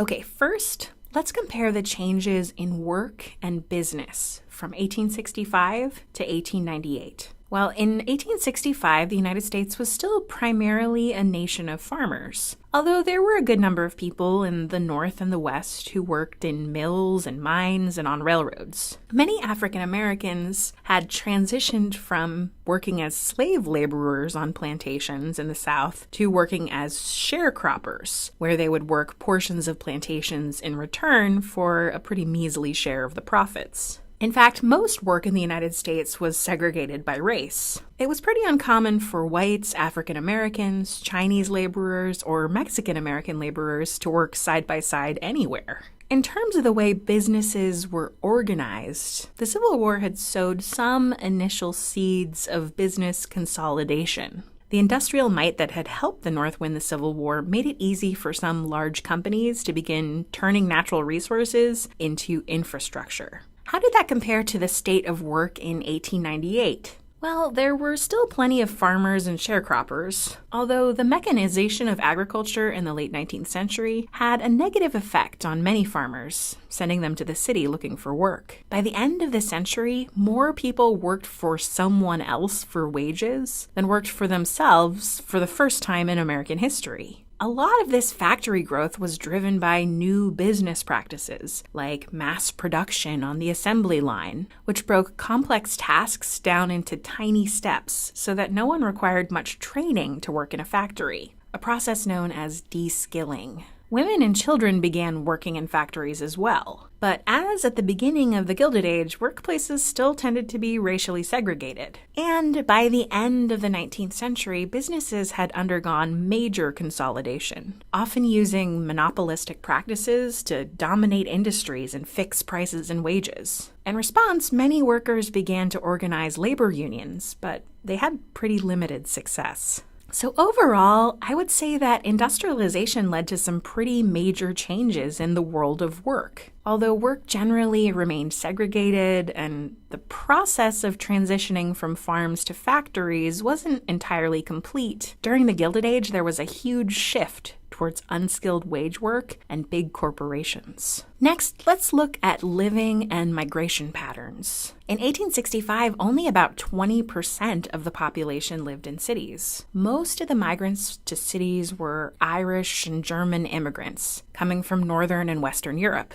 Most African Americans continued to live in the South in the immediate aftermath of the Civil War. And the cities themselves had pockets of density and poverty, like New York City's Five Points neighborhood, but they weren't yet incredibly crowded.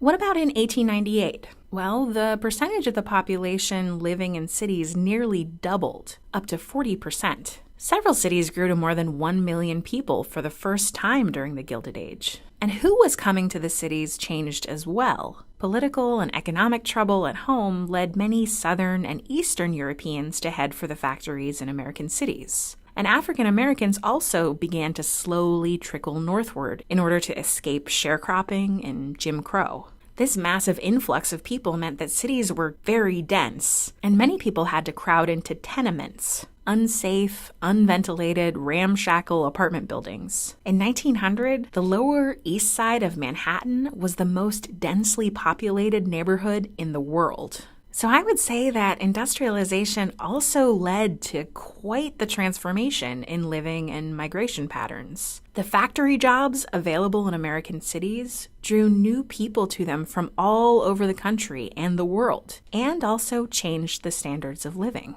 Last, let's map the changes and continuities in prominent cultural ideas over the course of the Gilded Age. Although there are lots of different ideas and forms of cultural expression we could talk about, I'm going to focus on ideas about the economy and race and immigration, since those are so closely tied to the other two categories of analysis we've got here. Immediately after the Civil War, there was an intense push in Congress and in the North to ensure racial equality for African Americans, with the passage of the 13th, 14th, and 15th Amendments. But there was also a very strong nativist or anti-immigrant sentiment among white native-born Protestants, who especially objected to the immigration of Irish Catholics. As far as the economy went, there were many people who argued in favor of laissez-faire economics, that the government should engage in little to no regulation of the market. And that was pretty much the prevailing government approach of the day. All right, how does that compare to 1898? Well, unlike in the immediate post-war period, racial equality for African Americans had been abandoned as a mainstream idea with the rise of Jim Crow and rulings like the 1896 Supreme Court case Plessy versus Ferguson, which approved segregation. Nativism was also still a force in American life, and it had even intensified thanks to the flawed racial pseudoscience known as social Darwinism, which suggested that people who were in high positions in society, both in terms of race and wealth, belonged there because they were the fittest. But there were a few reformers who were beginning to question the effects of industrialization, like Settlement House founder Jane Addams or early muckraker Jacob Riis. So in terms of ideas and culture, it looks like there was actually more continuity than change over the course of the Gilded Age. There may even have been an overall regression in ideas about race and immigration in this time period. There were a few efforts to soften the pains of industrialization and urbanization, but they weren't yet widespread. Let's return to our question then and see if we can formulate a thesis statement to address the extent to which industrialization brought change from 1865 to 1898. From the evidence we've gathered, I'd say that the technological and business advancements of the Second Industrial Revolution brought enormous changes to the ways that people lived and worked in the United States, transforming the country from a rural farming nation to an urban industrial one. But the major ideas about immigration, race, and the economy didn't change as much. Segregation and nativist sentiment intensified over the time period, and efforts to rein in the excesses of industrial capitalism were just getting started. The major social efforts to improve the lives and work of this new urban population would have to wait until the Progressive Era.